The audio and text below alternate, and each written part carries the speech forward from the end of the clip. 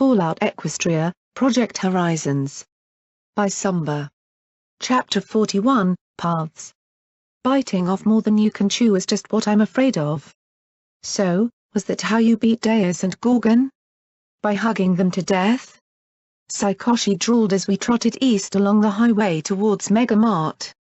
Despite being out of the woods, so to speak, Scotch Tape was looking at several days' recovery with regular infusions of healing spells from Lake Unai. After a few hours P-21's body had begun to shake, and we were out of Med-X. We'd left him behind at the medical center, enjoying my selection of memory orbs in the Recollector while we got some more chems for him. At least, I hoped he was. It was hard to tell with him just lying there. The trip to Mega Mart would also be a good distraction while my hide knit back together. It felt like I had little bugs scrambling under my grafts, but the rule for recovery was do not scratch. Something like that, I replied, looking over at the adolescent rampage. There might have been heavy machinery and explosives involved too. It was early morning, so early that I could see stabs of actual sunlight in the gaps between the mountains to the east. So where did you two go last night? Boo gave a little snort and yawn. She hadn't been happy about being awake at this hour, but I hadn't been able to convince her that she could stay with Glory. Up on the roof, Rampage said, looking at the yellow Pegasus as she clicked along on the power hooves. So Mepany needed a hug. You little striped cunt. Saikoshi snapped and dove at her, streaking past my nose. My magic wasn't nearly enough to stop a speeding Pegasus, but that was what fingers were for. She jerked to a halt, going yep as I slid a few feet. Then she looked back at me and bucked my hand away before pointing an accusing hoof at Rampage. You said you wouldn't tell. I retracted my fingers as she glowered at my friend. Rampage blinked. Did I? I don't remember that. That must have been one of my crazies making that promise. She looked up at the skeptical mare. Really? I don't remember it. Complete blank. She swished her tail as she looked at me. Anyway, we were talking about her future. What future? Saikoshi muttered. The early morning air was oddly hot and still. It made me feel as if the skies were holding their breath. It felt like rain, but the road east was nearly dry and the skies pressed down upon us as we walked. For once, I wanted the rain to fall. My mane crept of its own accord, giving the sensation of something bad happening. Yeah, that was it, Rampage said as she rolled her eyes. You're tired of being a Reaper? I asked in surprise.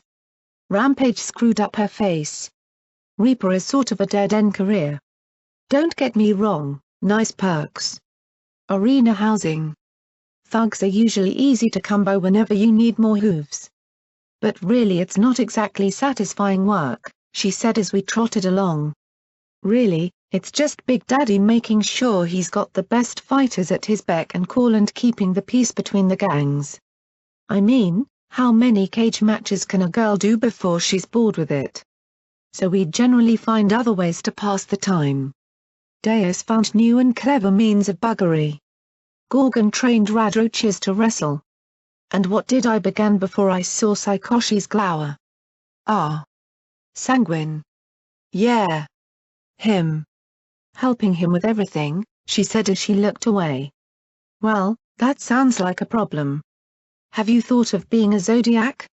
Who could get one of those cutie decal things and beat up bad ponies, I suggested with a smile. I beat up ponies right now. Besides, Big Daddy frowns on moonlighting with them. He's never forgiven Bulldozer for leaving us to become Taurus, Saikoshi said irritably, and I glanced over my shoulder at the rifle slung across my bags. But then, he was a Highlander, and they've always been a bit funny. I thought the word was inbred, Rampage snorted. Boo tried to eat a mouthful of dead grass, made an icky face, and spat it out. The pale pony immediately nudged my hip. She might not have been verbose, but she definitely knew where I kept the food. I floated out a snack cake as we walked, holding it in the air beside me. Highlanders? The name sounded familiar. Boo lunged forward to take bites from the cake, and I occasionally lifted it up out of her reach. She seemed to like the game, watching for it to dip low enough for a bite. Saikoshi watched the two of us with an angry little scowl. Hey, if she was jealous, I'd float a cake in front of her mouth too. Practice for me either way. Rampage chuckled. Weird pony folk. Always been a twigged bunch. They were crazy even before the war.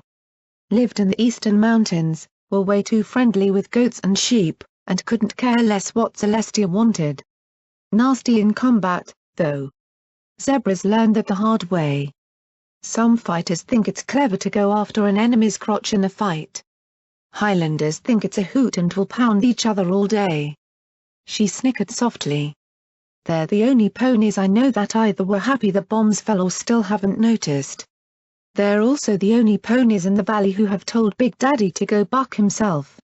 2 years ago, Big Daddy himself led the biggest stomp short of the war with the Rangers to put the Highlanders in their place. 3 days later, he was still fighting their chieftain, White Lightning. Nearly killed each other, Saikoshi marveled, shaking her head. Hardest damn fight of my life. Great fun. So who won? I asked with a grin.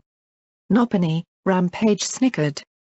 The Starspawn and Black Pony Mountain came and ate Reaper and Highlander alike. Technically it was a draw. Still, White Lightning called Big Daddy the toughest damn son of a mule that ever walked the wasteland. That's high praise, coming from her. And the Highlanders have a spot in the arena and fought the Rangers, so I guess they're a part of the Reapers. Till they get drunk, bored, horny, or distracted by something shiny, Saikoshi said dryly.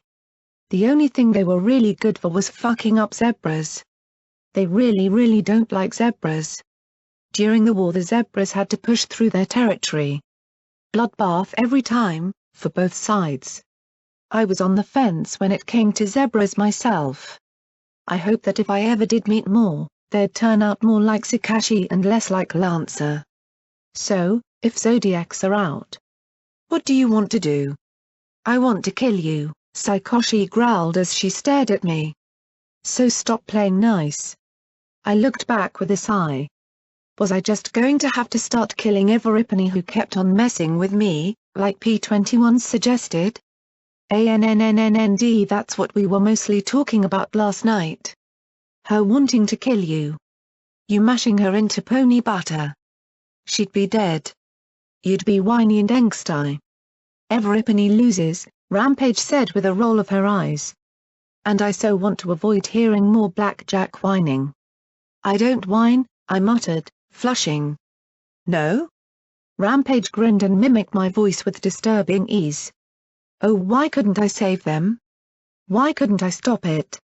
Why can't I do better? Why can't I be the Saint Pony of the wasteland? Why can't we all just get along? Why do I keep getting my ass blown off? Why? She moaned. I don't sound like that. I pouted. Why did every pony give me flack about trying to do better? I could take her, Saikoshi muttered. Yeah. That's what Deus thought. You think you could beat him? Rampage grinned up at the yellow Pegasus. She didn't beat Deus. She just got some other pony to do it, Saikoshi said with a sharp glare. I just sighed again. I was trying to be kind, particularly after everything she'd been through, and this was the thanks I got? Exactly. That's just my point. In a one-on-one fight with Nopany in sight, sure, maybe if you took her by surprise from behind. But she's a cybernetic unicorn, Psycho. You're a pissy Pegasus pony with daddy issues. I think she has you outclassed. And even if she didn't, she has at least a dozen ponies willing to throw themselves in harm's way to protect her because she's so gosh darn goody-goody, the striped young mare drawled sarcastically. Then she laughed. That's the thing you and Sanguine and other ponies keep missing. Blackjack is a good pony. She fucks up, sure. But she's good. She wants to help. She wants to give folks a second chance. Heck, she's giving you a second chance right now. And some folks respect that. If she's so good, Then why do I hate her so much? The Pegasus growled. She killed my father. You heard it. Sanguine wasn't your father. Not really. He might have raised you. He might have even cared about you, but you weren't his family. His family was 3 ponies in stasis and a memory of a life that was over. If he'd survived, I'd have given him a day before one of his family died and 3 days before his wife took his kids and ran for it, Rampage said, looking up at the suddenly stricken pony. But we're just rehashing what we said last night, Psycho. Look, Saikoshi, I'm sorry I've hurt you. If things had been different, I would have found a better way, I said. She sniffed. Shut up. I hate you. You hear me? I hate you, and someday I'm going to kill you. She screamed, then streaked away down the road in a gust so strong that it nearly knocked me from my hooves. And to think, her mom wasn't much of a flyer, Rampage said, then sighed. She'll be back. How do you know? I asked with surprise and a small frown. She just said she hates me. Boo suddenly drew up short, her ears twitching, and I stopped walking. Funny, no red bars in sight. Something wrong, Boo? But the pale mare sniffed at the air and looked down the road. Well, she'll either be back to kill you, or she'll be back because you're the closest thing she's got to a role model now, Rampage said with another sigh. What? That was the most ridiculous thing I'd ever heard. Me? What are you talking about? Why would any pony look to me as a role model? Besides, she hates me. Rampage snorted as we resumed walking again. Boo kept looking about the dead, dark woods as if expecting them to rush us. Actually, now I was getting a little nervous too. I'd had trees try and eat me before, after all. Nah. That's just the hurt and the hormones talking. Fact is, much as she's upset with you, she's pissed off with herself even more. She feels used and duped and a little bit betrayed. Sanguine was just treating her like a trophy or tool or something. She wants to be liked. I think, deep down, she wants to be loved like Flutter she was. Course, she's also crazy, so watch out that you don't push a button that makes her take your head off and turn it into a hat. I thought you said I had her outclassed? I asked with a smirk. Yeah, but never underestimate the capacity of crazy ponies. I mean, look at the ponies who underestimated your own crazy. Deus Sanguine, she chuckled. I thought you said I beat them because I was good? Had I imagined their whole exchange? Good. Crazy. Same difference. Good is just a kind of crazy most ponies like 'cause they think they can use it. Then you do something good they'd much rather you hadn't, and suddenly you're crazy. Rampage looked in the direction Saikoshi had gone. Me, I'll take good crazy over evil bloody crazy any day. You sure like pushing buttons, I said as I looked down at her with a small frown. I don't like ponies sitting alone quietly falling apart, she replied, looking up at me. Seeing P21 this last week made me want to scream. Scotch Tape is your daughter. Fucking acknowledge it. But no, she needs to nearly fucking die before he finally admits he's a mess and a shitty father. Rampage glowered.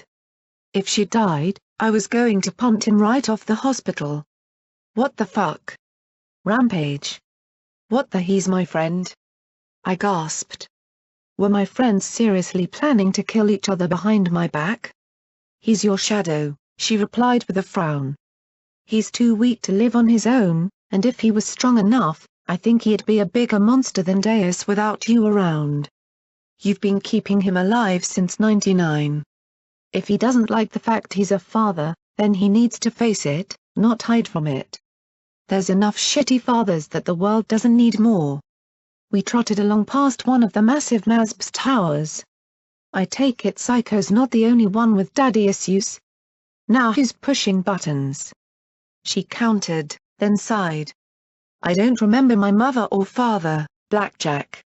Maybe one of the other ponies inside me does. All I think of when I think of the word father is an empty feeling and an urge to kick something. I looked down the road and froze as I spotted a cluster of blue bars ahead. Then, suddenly, they flashed bright red. Whoa whoa whoa. What's going on? From up ahead came a gunshot, then several gunshots. The lone remaining blue bar wobbled a little, and I spotted Saikoshi flying back. Angry shouts filled the night air. "What did you do? I thought every damn pony loves you," she yelled, looking at a bloody bullet wound in her rear left leg. You have kept up with just how many ponies have tried to kill me, haven't you?" I pulled off the gauze around my neck and shoulders with my horn and wrapped it around her bleeding leg. I had no clue how sanitary it was, but none of us had healing potions and I didn't want her to leave a blood trail. "What did you say to them?" I said make way for the mighty security pony, and they freaked out. I saw the pinpricks of torches and flashlights in the distance. "If you're so good, why does Everipony want to shoot you?" "You tell me," I asked, looking around. "Iron Shod D was north of here." "Or the weather station?" On the other hoof, there was a red tunnel in the MASP's buildings. At least, I'd gone right by a door marked with the tower's name in my madcap dash. If the worst came to the worst, the tower. "Hurry," I said as we raced off the road to the south. Funny, last time I'd been here I hadn't appreciated just how big it was on top of its hill. Saikoshi flew sideways in front of me. Why are we running?" "I mean, even 4-1 we should be able to mop the floor with them. We can even make a game of it." "Because I don't kill ponies if I can help it," I replied as I looked around for the door. Now, getting in might be a catch without P21 to work his magic. I saw the lights milling about in indecision. I didn't want to wait to find out which way they were going. They were close enough for EFS. They're trying to kill you, Blackjack. Doesn't that sort of give you carte blanche to tap dance on their heads?" Saikoshi said in the tones of trying to explain the obvious to an idiot. We reached the landing where weeks ago I'd smashed off Rose's horn trying to free some slaves, one of whom had later raped her. Really, if I could go back to when I left the stable and tell my old self about the things I'd done, I don't think I would believe it. The broadcast tower loomed overhead, disappearing into the night gloom. "I don't care. I don't want to kill ponies if I can help it. No good comes from dead ponies." "That includes you," I said sharply, finding the door and the terminal beside it. "Okay, terminals." Terminals. What were some of P21's tricks for terminals? Terminals 110 poop.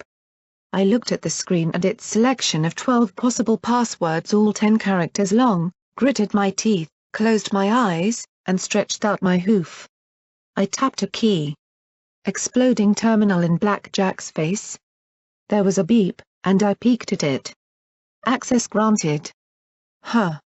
That was easy. I glanced at Saikoshi and Rampage watching me, the former with near pity and the latter with disappointment. "Is she always such a sparse with terminals?" asked the Pegasus. "You should see her with elevators," Rampage replied as the door clicked open and the pair entered. "You know, given the past month, I think I'm a little bit justified in my paranoia," I said after them. I slipped in, made sure Boo was inside with me, and pulled the door closed, muttering, "I'm not a spaz." I knelt and held Boo's shoulders. "I'm not a spaz, am I, Boo?" The pale pony gave a carroty-filling scented belch and then smiled at me. "I'll take that as a no," I said with a grin as I rubbed her ears. "When in the wasteland, when you weren't getting shot at, you were looting." Once we got past the whole Reapers don't pay attitude, even Saikoshi got in on the act, and I found a pair of utility coveralls that would make do for minor protection and had even more pockets than my saddlebags offered. While we weren't exactly hurting on caps, every little bit helped, right? So I cleared out the utility spaces, collecting anything portable and sellable. "Reaper to common pack mule," Saikoshi muttered as she held up a dead spark battery and tossed it over her shoulder. Boo did her best to help out, picking up a wrench in her mouth and bringing it to me. Then a hammer. Then a wrapper, then a rusty tin can. I gave her a snack cake, And she ate her reward gleefully and stopped bringing me junk. Oh, come on. You're a flying, sullen, bad-tempered, psychotic Reaper pack mule. Nothing common about that, Rampage said brightly. Big Daddy should just take over the Finders. Honestly, it'd make life so much easier, the Pegasus grumbled as she put a good battery in her saddlebags. Really, what was it with some ponies not wearing barding? We could just take whatever we wanted from them. Right. Because folks dig through dangerous ruins just to turn over valuable goods out of the kindness of their hearts, I said as stowed some pilot lights in my pockets. Saikoshi opened her mouth. And when you threaten to kill them if they don't, well, then you're a raider. That makes you a bad pony. And that's bad. Saikoshi closed her mouth with a sour frown. Would still be a lot simpler, she muttered. You have to understand that Black Jack wasn't in a gang, Psycho. She had her own weird, twisted upbringing in a stable where they beat males and did whatever their boss said, Rampage said as she trotted over. How's that so different? Saikoshi asked in confusion.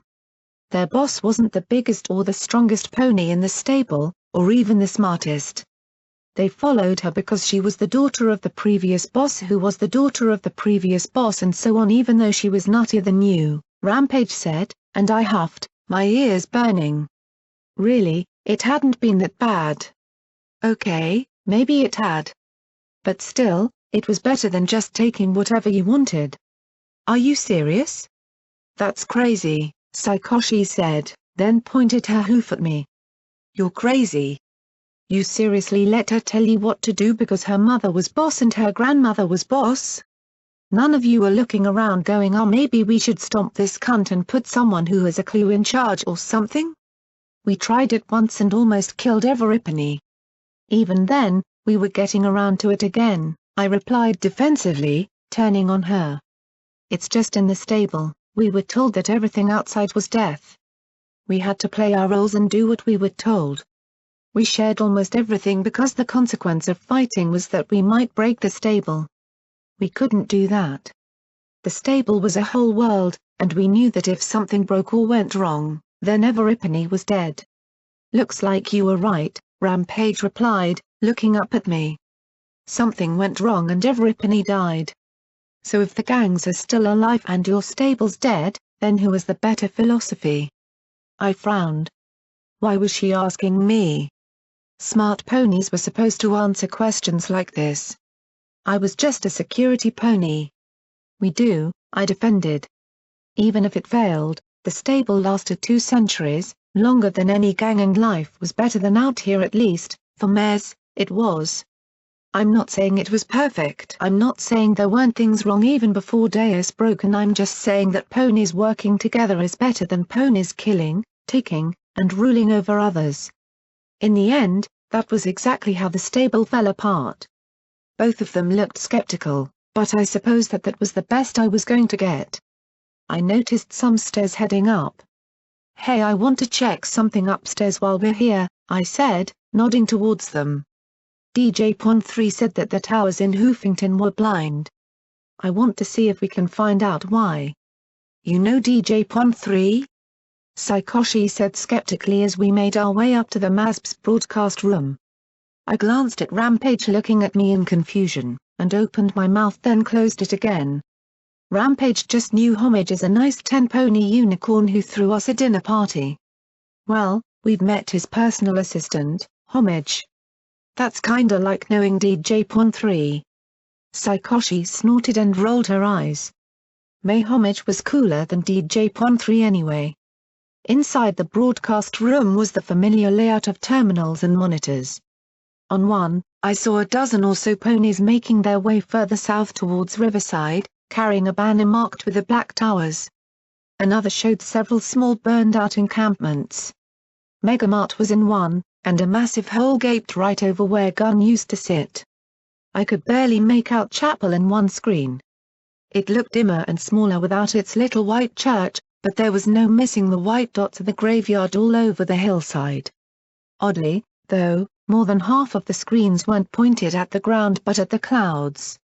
In the middle of the floor, in front of the controls, was something that didn't belong here, a terminal like the ones I'd seen Ligthuvs using. This terminal, though, bore a slightly different logo. I reached out a hoof and watched as it melted around my limb. I swept my hoof back and forth several times, and each time it just pulled back to its original form. "Whoa," Rampage gasped. Boo tried to pick up one of the cloud cables in her mouth. Or she was trying to eat it. Either way, it didn't work, and she stuck out her tongue and backed away, definitely not liking cloud technology any more than the rest of us. "Freaky," Saikoshi agreed. "What is it?" "An Enclave cloud terminal. Only Pegasi can touch it. No idea what it's doing here, though. I tried pressing the keys with my magic, but the two had no effect.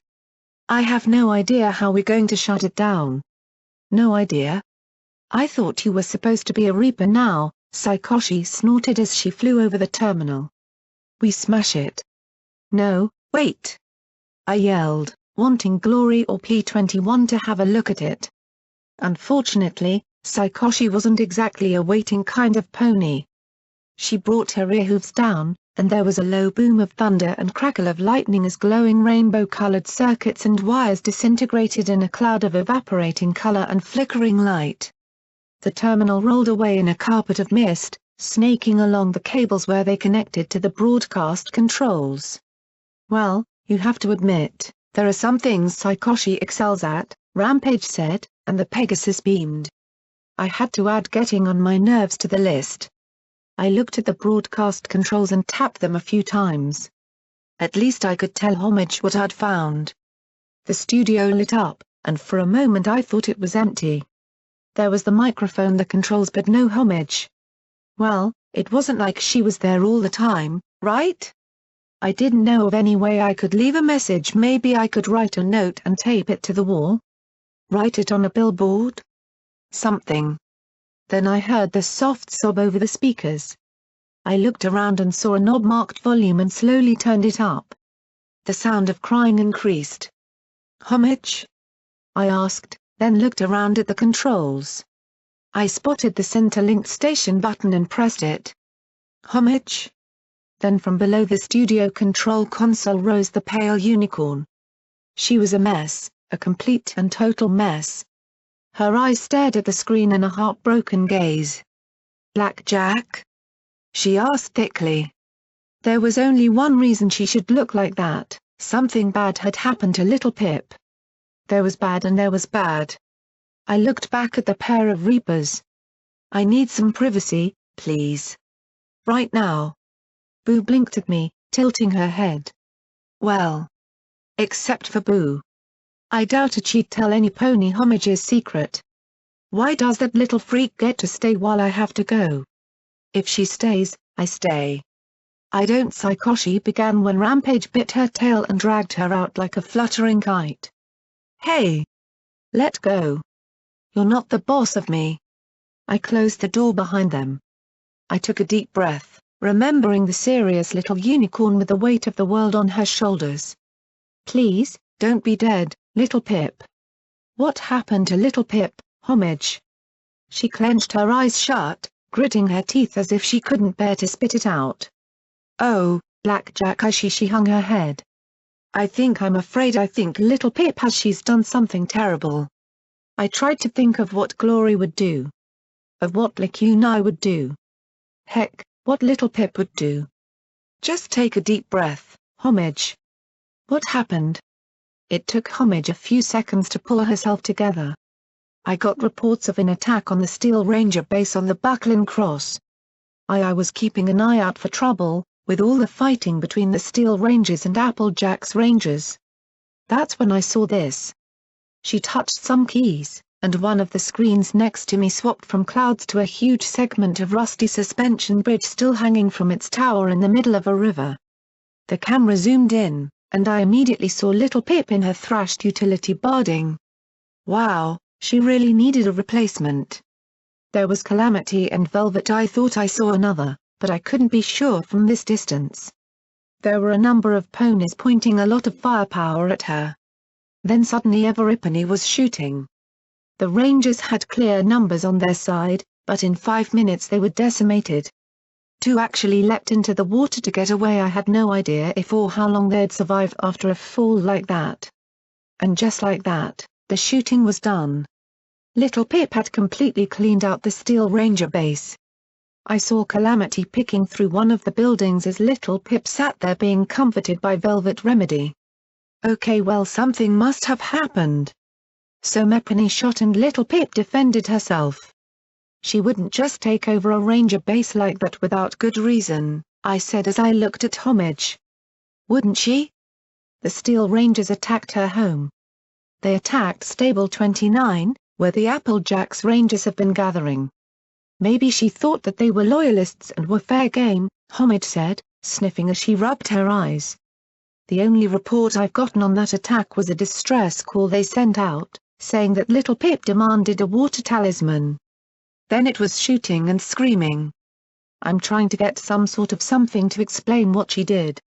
There had to be a reason, Homage. She wouldn't just turn Reaper on ponies, even enemies. I hadn't seen a lot of power armor or the like in that fight. Had Mepany pulled a trigger by accident? Or had Little Pip decided to cut to the chase? I know. I'm looking for one. I'm looking so hard for one, Homage said, pulling herself together as she typed more keys. But as bad as that was, it was nothing compared to this. The screen changed. The view slowly panned across a village, then zoomed in. There was the Sky Bandit parked beside some buildings. I could imagine Homage, frowning in worry as she worked the controls and watched Little Pip from afar for trouble or for some explanation for the attack. Who had shot first? Was Little Pip okay? There were 2 windows in the Quick Care building the camera was focused on. I could see 2 older ponies and a younger mare around a table. It was hard to make out specifics past that. Then there was Little Pip in the window facing the other 3. I hadn't known Little Pip long or well. She was a good pony. Serious, but true to making the wasteland a better place.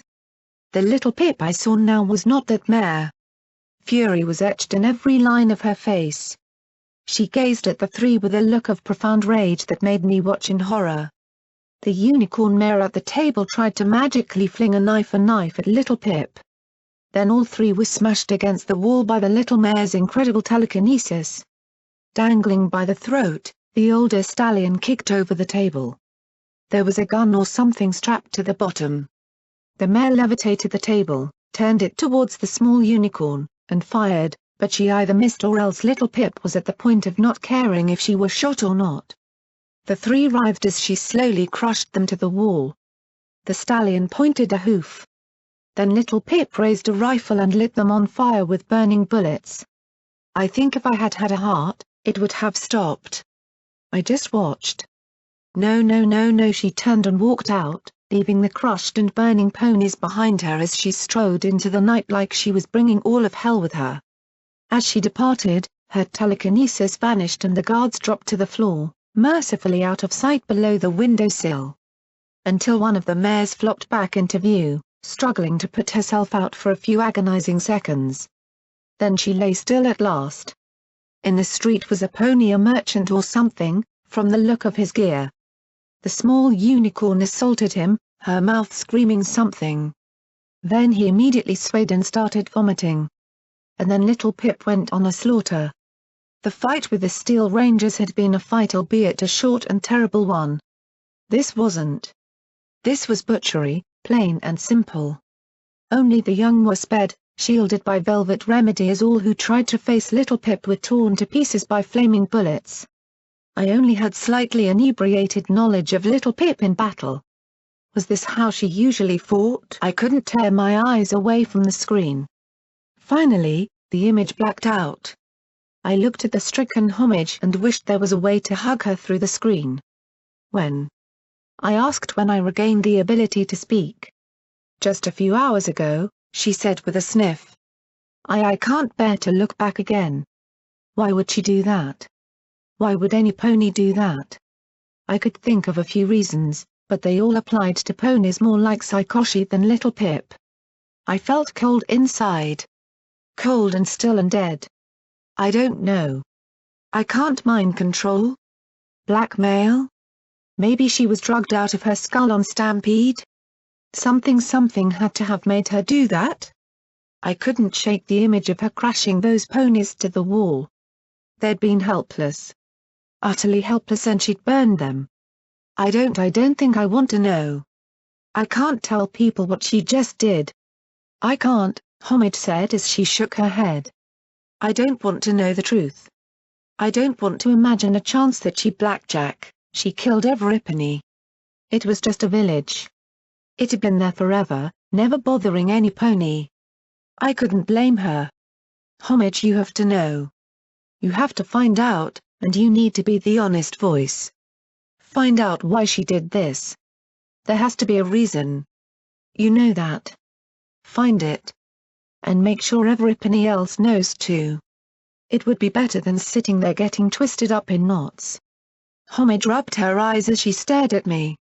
And what if I find out she is broken? You know what, I replied. For a moment she looked at me, stricken as a tear crawled down her cheek. Then she sniffed and nodded once. Tell the truth no matter how bad it hurts, she answered, clenching her eyes shut and nodding her head. You're right. I needed to make sure folks know. So they can take care if she has. I nodded and stared at her. And Homage, if you find out if she really has broken, I'll go find the stable dweller, and together we'll bring her back to you and not let her go till this is made right again. Okay? I promise you that. For some reason she looked at me oddly, then broke into a sad smile and laughed softly. Good one, Blackjack. I think I needed that. She rubbed her eyes as I blinked at her. Huh? I'll take care of that in a bit. Need to make sure folks don't wonder why DJ Ponthree's been crying his eyes out. She sniffed and looked at her controls. You got MASPS 13 working? What happened? Then she looked more concerned as she looked at me. And what happened to your face? Long and ugly story.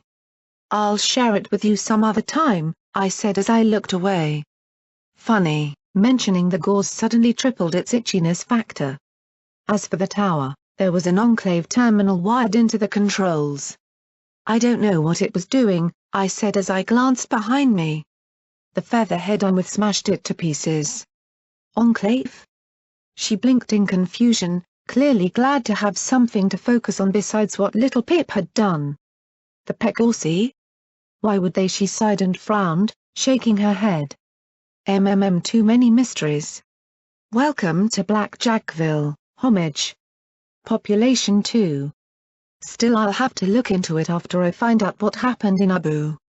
I've lost contact with 4 more towers near the Everfree and 2 more in the southeast. All far from any pony who'd be interested in them.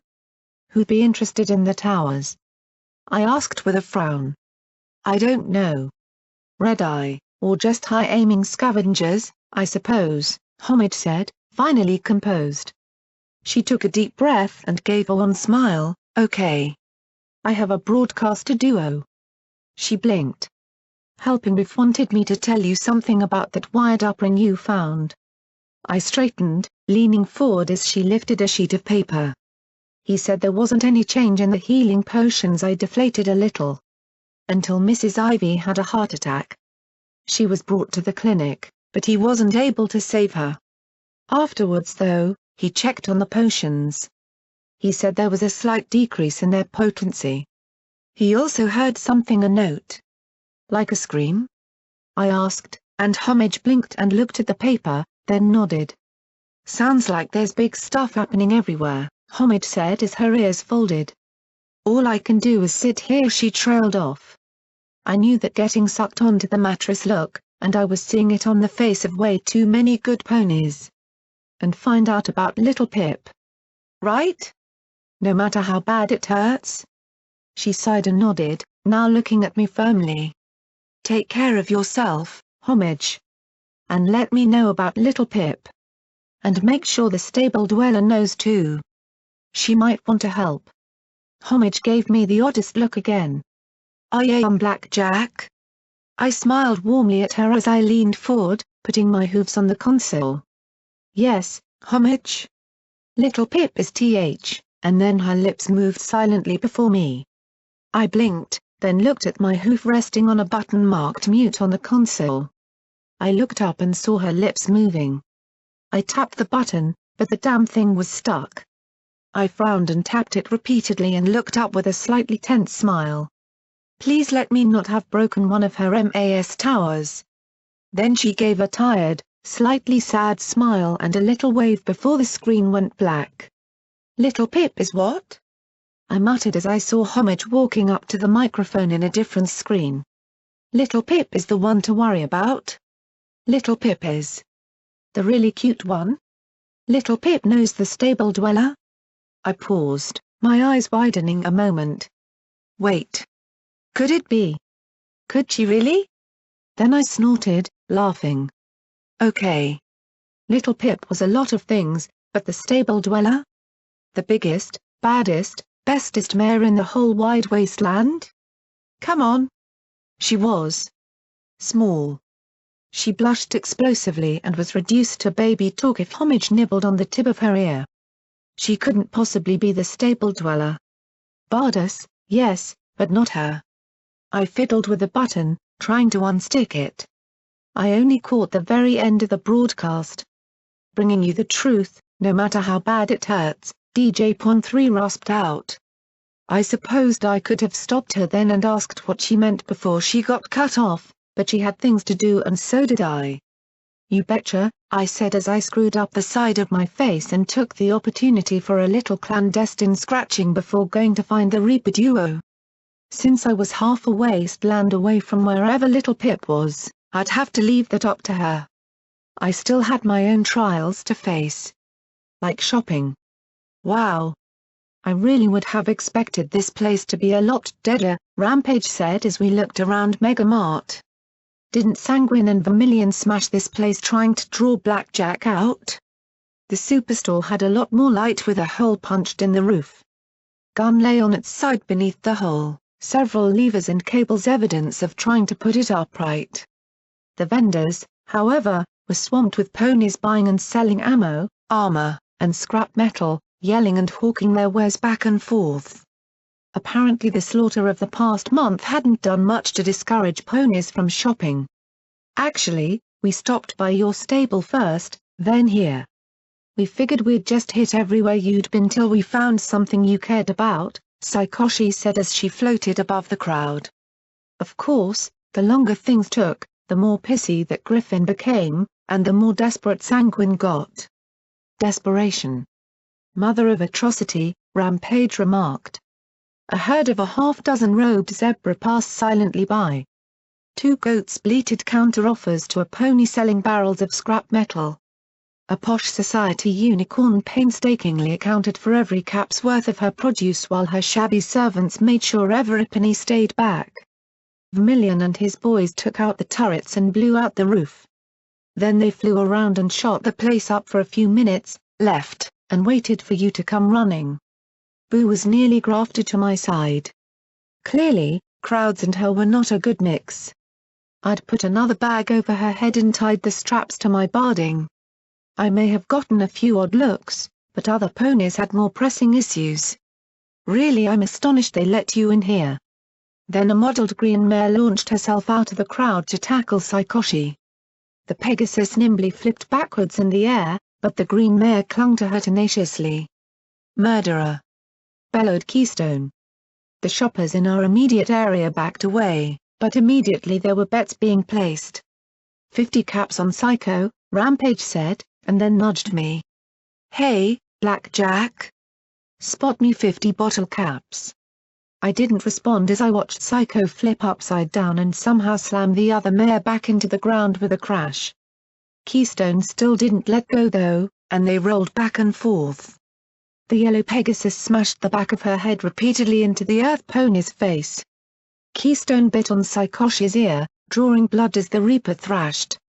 I was sure that, any second, Saikoshi's ear was going to tear completely off. Enough! Yelled a familiar voice, and the crowd parted to admit Bottle Cap. The mare had swapped her store uniform for blue combat armor. Her battle saddle had 2 automatic shotguns.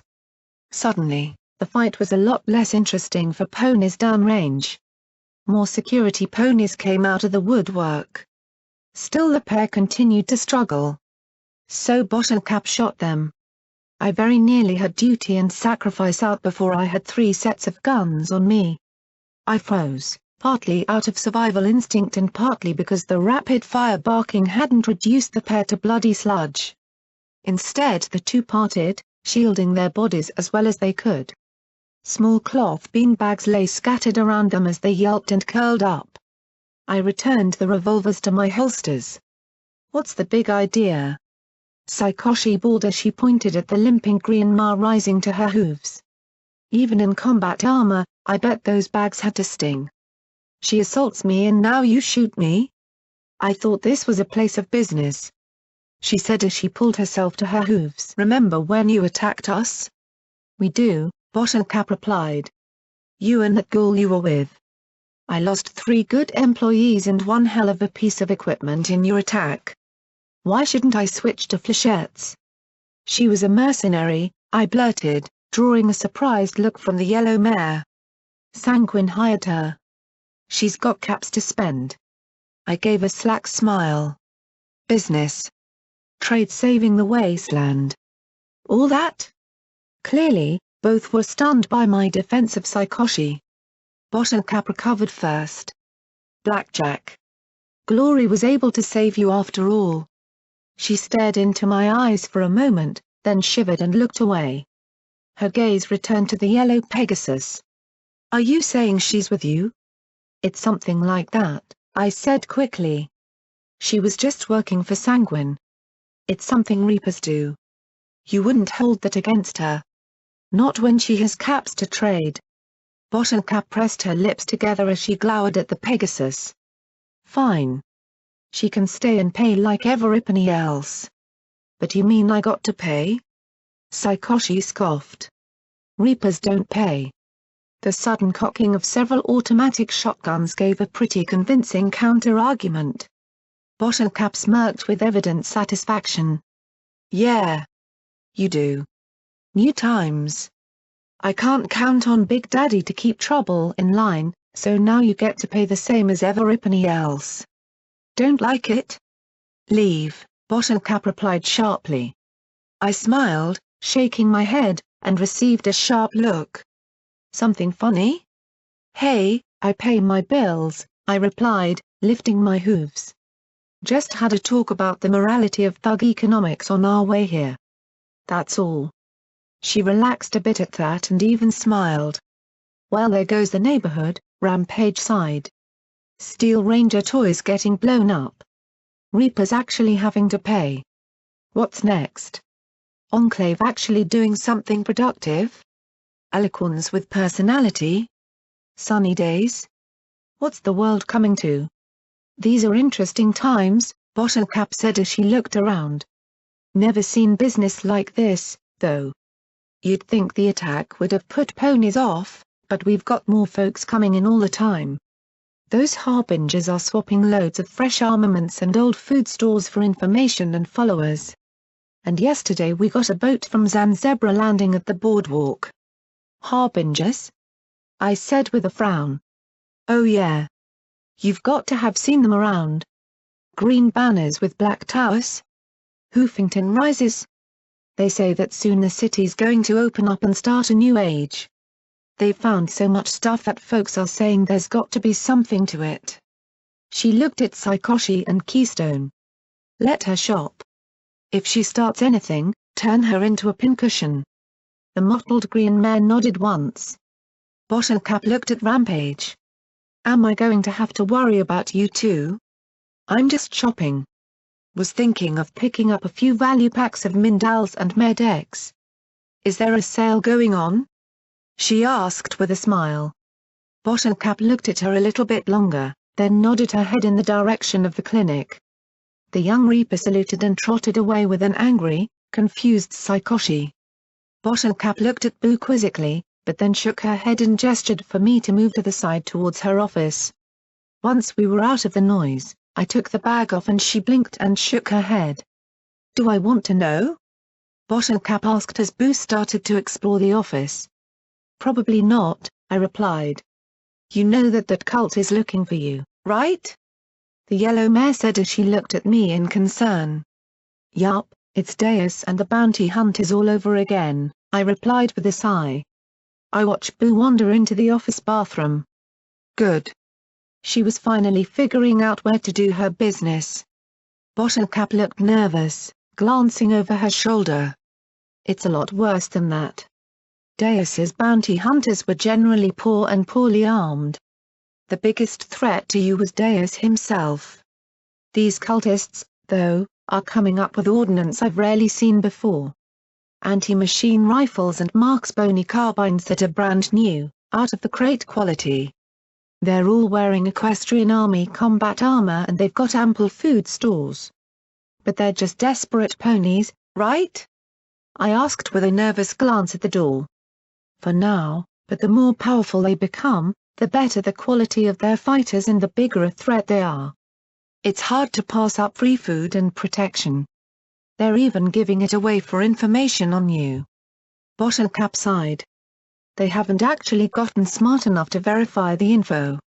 Yet. I mean, Everipany knows they'll turn over ridiculous amounts of goods for a rumor you're out east or west or somewhere between, Bottlecap said before she chewed her lip. Or else they've got so much they can just throw it all away for the smallest rumor. Yick, I sure didn't like that possibility. How many? Do they have a leader? Dozens, at least. They're following Somepany called the Prophet, no clue who that actually is. They're all broken up into cells. They're absorbing a lot of the newcomers to the city, but there's a massive creepy vibe to them. Most of them give food and care, but others are really well armed and looking for you. They call themselves Seekers. They want your pip-buck big time. Doesn't matter. It doesn't work without a Ministry Mare's descendant. But I frowned. They weren't looking for one of those, so did that mean that they already had Somepany related to the Ministry Mares? Bottlecap shrugged. Whatever. They want your pip-buck really bad. I'm glad you ditched it somewhere, she said as she looked at my hoof. I decided not to inform her that Glory had rewired it inside my leg. So is me being here going to be a problem? I asked nervously. No. The Finders are absorbing a lot of these new ponies too. And while we may not be as good as these cultists are at finding treasures, we are making quite a haul the last few weeks. Found some kind of bunker facility up north. Should be loaded with goodies, she said as she rubbed her hooves together in glee. Bottlecap, that's my stable. I cried, wiping the glee off her face. I mean really, did she honestly plan to loot my home? That was just besides, it's filled tight with poison gas and raider plague. And soon steel rangers as well. Oh. She rubbed the back of her neck awkwardly. Well, I guess I'll tell Digger's crew to move on to picking over the bunkers the rangers left behind at Iron Mare. Funny, he didn't say it looked like a stable, but I guess one bunker looks like another to a professional scavenger. She coughed, then sighed. Look, Blackjack. Could I ask you a favor? I arched a brow. Sure. Asking is always free. The Finders really need Paradise Mal back, she said as she looked at a city map on the wall. A big red circle had been drawn on the east side. You got the Eggheads, Scrapyard, Rocket Town, Meat Locker, and now even the Enclave out east, and we have zero presence there since Usury lost them all to Red Eye's forces.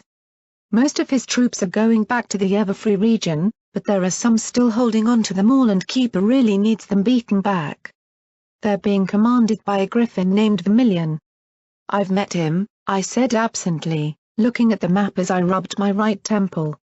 My head was running slipshod through memories of that night, my meeting with Usury, and where I needed to go next. Well, I'll think about it. I have no problem helping the Finders so long as you ban that whole slavery thing. My eyes danced over the east side of the map, drawn more and more to one section. Why was it so hard to focus? My eyes finally locked on a green X north of Paradise marked Meat Locker. It was drawn over a square labeled Hoofington General Hospital. And just north of that? Hightower Jail. What do you know about this place? Hightower? Used to be a prison before the bombs fell. Don't let the name fool you, it's not a little jail but a serious high-security prison. Today, it's a huge feral ghoul nest. A balefire missile fell on it but malfunctioned. Instead of leveling the place, it just irradiated it. Or, heck, maybe that's what it was supposed to do. All the prisoners died slow.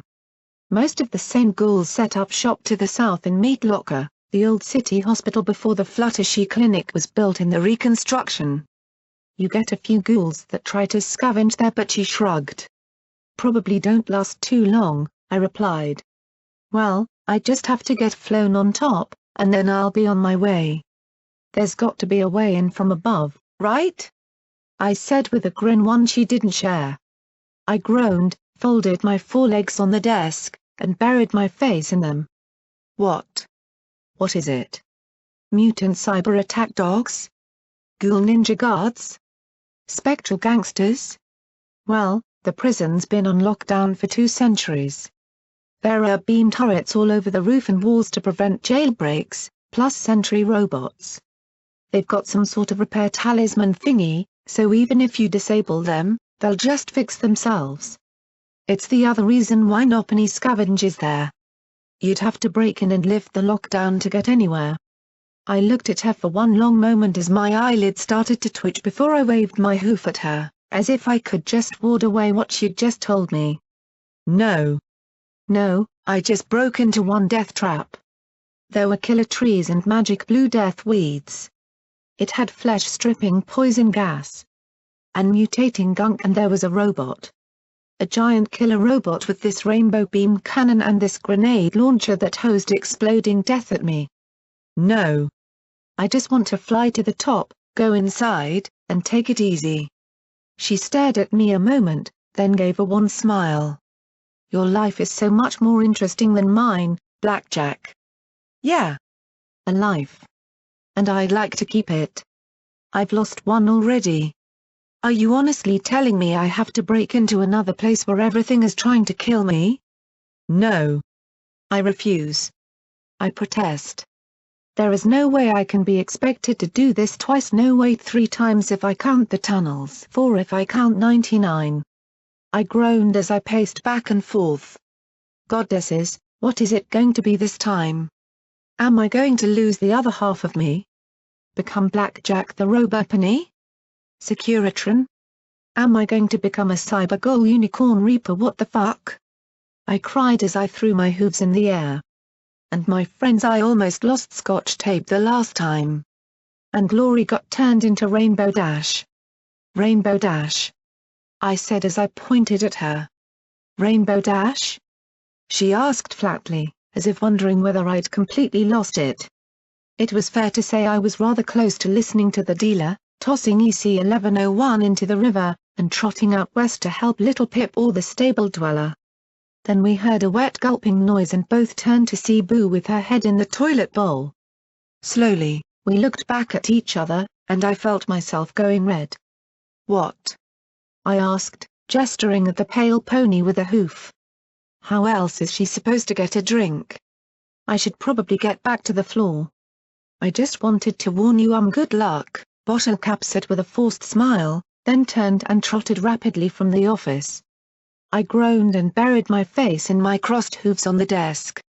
Again I was going to have to break into an armored building of death again just to find out where EC-1101 was supposed to go. Boo trotted over and gave my uncovered cheek a toilet bowl fresh nuzzle. I sighed and muttered, "Thanks, Boo. Thanks a lot." And then I got to thinking of what I'd need. So you're going to Hightower? Why? There's nothing in Hightower but a whole lot of ghouls, Saikoshi said as we made our way back towards the medical center. Ever since I'd filled Rampage in, the Pegasus has proven incredibly curious. I mean, I can understand it if you're suicidal, but if that's the case I'd be happy to spare you the trouble, the mayor said with a wide grin as we trotted along. Thanks, but I swore off suicide, I replied, wondering just how Spike was doing at the moment. Being all alone in his cave, was he watching when little Pip slaughtered the town? I tried to tune into the radio show, but so far all I'd heard was music and announcements of other things happening abroad. Had he had any better luck finding ponies to bear the elements of harmony? I kept coming up empty-hooved every time I even thought about it. Priest would have been a shoo-in for kindness if he wasn't dead. Could bottle cap have been honesty, or was it generosity? Well, there was always charity as a candidate for that spot too. Saving the world was hard. We'd picked up all the staples we'd needed. I'd traded what P-21 and I had looted from Hippocratic Research and what we'd picked up in the MASP's tower for Med-X, Rad-X, Radaway, Fixer, fresh food, and ammunition. I'd thought about swapping duty and sacrifice, but until my magic could handle bigger weapons, the twin revolvers were my best bet. Since I'd shredded my Reaper barding getting free, I'd bought the best armor I could find, some old combat armor, complete with helmet. I'd bought Boo a fresh, plague-free apple. I doubted I'd ever trust fresh produce again myself. It had been 100 caps, but the look on the pale mare's face had been worth it. She still trotted along with a blissful look on her face. I'd tried to put barding on her, but she'd freaked out so badly in the store that I'd given it up and bought her a carrot instead. I wished I could get more apples for Boo. And something to help revert glory. I really wished I could get my hooves on some radiation suits. I really wished I could peel this gauze off and scratch these skin grafts. My wish list was getting kinda full, wasn't it? So if you're not going for a nasty ghoulification, why go? Hightower isn't like the core. I doubt you're going to find any crotch-moistening salvage or weapons there, Saikoshi said as she tapped her spiked horseshoes together, something that provided her immense amusement and me incredible annoyance. The two were probably related. Blackjack has her reasons, Rampage said as she trotted along in her reinforced metal armor. It wasn't nearly as fancy as the spiked, articulated set that had been blown apart when she detonated outside Hippocratic Research, but it had the attribute she required the most, mass. She'd kept her distance from the zebras the entire time we'd been there, and they'd stayed back from the striped young mare. Still, she spoke in zebra for half an hour after we left, and I suspected it wasn't anything nice. And those are? Saikoshi pressed as she flew over my head. Even in the feeble daylight, the cloud still looked particularly heavy and swollen. I just wanted it to rain. Even as depressing and uncomfortable as that was, the rain would cut this muggy pressure that was making my ears ache. I wondered if the clouds were just going to fall out of the sky and cover us all. You remember EC 1101? I asked as I looked up at her. She frowned but nodded. The program is trying to find certain ponies. Really important ponies centuries ago. I want to find out where those ponies are and what they did. And the program says go to Hightower and find where to go next. So that's why I have to go. She flew sideways, keeping pace with me. That's it? That's your reason for trotting all over the place? You're just going where the program is telling you to go? That's crazy. You're crazy. Has it occurred to you that the program is trying to get you killed? She asked, then pointed at Rampage. And you're actually helping her with this, Rampage? Well, she does take me to some pretty interesting places, Rampage replied. You should have seen the screaming room. Saikoshi mouthed the word screaming room.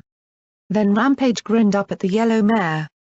A much better question, Psycho, is why, now that you know why Blackjack's trotting all over the wasteland, are you still following us? Saikoshi's pupils shrunk. Oh fuck, she clutched the sides of her head, ignoring the spiked shoes dimpling her hide. It's infectious, isn't it? That's why all of you follow her. She infects you with her crazy suicidal stupid thoughts and you follow her into places that you know will get you killed. Well, that's P-21's most popular theory, Rampage replied. Boo stopped short, her eyes wide as her ears swiveled. I stopped too, but I couldn't see any bars, red or otherwise. Personally, I think that she's got some kind of freaky mind control powers that constantly broadcast this is a good idea. Isn't the heroine embarking on her noble quest to save the city supposed to get a little respect? I asked in annoyance. The pair simply stared at me a moment, then both flopped on the ground, laughing outrageously. No respect at all. I snorted and lowered my head sullenly. The round buzzed so close past me that it had to have been in flight before I moved. I hit the ground as two more zipped through the air above me. Boo flattened herself to the ground in fright. Okay, snipers outside the range of the EFS? I really didn't like that one bit. What the fuck? Is Somepony shooting at us? Saikoshi said as she crawled away towards the edge of the road. I dunno, Rampage said as she rose. Instantly there were 3 pings made by her metal armor and she jerked. Yup. She gagged, puking blood as she grinned. Now I could see the red bars, 4 in the front and 4 to the south. More rounds slammed into the Reaper, hitting so hard she staggered back a few steps. Anti-machine rifles, fuck. Her regeneration was keeping up with the brutal onslaught, but sooner or later they'd figure out that they were blasting a pony who couldn't die. The rest of us weren't so lucky. We were dead if we stayed here. The 2 teams of 4 were advancing slowly and carefully, firing wild sprays of automatic rifle fire, the kind of fire of Somepony not shy about sharing 5mm ammunition. Rampage was a decent decoy, but even she couldn't protect us against that. To the north was the gravel pit where I'd fought the rad scorpions a lifetime ago. It was the only cover in the place, but it was also a box. I really didn't want to go inside it. A 5mm round pinged off my helmet, making the choice for me. Saikoshi crawled like an earth pony into the pit, and Boo was right beside me as I wiggled my way to cover. If they surrounded it, they'd be able to chew us to pieces or pin us down. I looked at the crushers, belts, steam shovel, and heaps of gravel. Not a lot of protection. The north and west sides were almost sheer and the east side was sheer and occupied by a giant muddy pit. I could see the rad scorpion hole in the north face, but that would be a spot for a last stand. Rampage trotted down after us with a half-dozen holes punched through her armor. The striped young mare spat out a huge bullet. Definitely a 50 caliber anti-machine round. Saikoshi took one look at her and shuddered. I swallowed. We didn't have very long. Okay. Here is what we need to do. They're after me. I'll put Boo somewhere safe and take cover in the cabin of the steam shovel and make sure they see me. Rampage, you take care of the ponies with the carbines. Saikoshi, you take out the ponies with the AM rifles. They put holes in my brand new used armor, Rampage said, making a face. And I think I've got one of those bullets lodged in my spleen, so I'm in a real bad mood now. She looked at me, pulled out a strapped injector from her bags, and slapped it on her foreleg. Ragey goodness, and then she ran off with a laugh. You expect me to fight ponies armed with guns that shoot that? Saikoshi asked, pointing at the glistening bullet Rampage had spat into the dirt. No. I expect you to wait till they're about to snipe my head and then attack them from behind, I replied flatly as I started for the steam shovel. I needed some place for Boo that was safe. I looked at the metal scoop and carefully lifted her into it. Stay Boo stay, the pale mare blinked at me, and I gently pushed her back down out of sight. Oh, well that's different, Saikoshi said, and then gave a nasty grin. What if I just let them take the shot? I looked at her. Are you telling me you're going to let somebody else kill me while you just hover there? The yellow Pegasus frowned as she thought about that, and I turned and clambered up into the steam shovel cabin. I looked down at Boo and tried to give her a comforting smile. It's crazy. Infectious freaking crazy. That's what it is, Saikoshi grumbled as she snapped her wings and darted for the trees to the north. I'd let the murderers take care of the details. I pulled out duty and sacrifice, telekinetically loaded them, and got ready. I had a few advantages. The back of the steam shovel pointed south, so any pony coming after me would need to circle around to get a clear shot. Rampage would deal with any in the pit. Saikoshi would bag the snipers. All I had to do was survive and hope my little mind game with the Pegasus paid off. My EFS saw the red bars moving closer and closer, but much too spread out. I popped out around the corner and spotted a mare moving down into the gravel pit, an earth pony in green camouflage combat armor.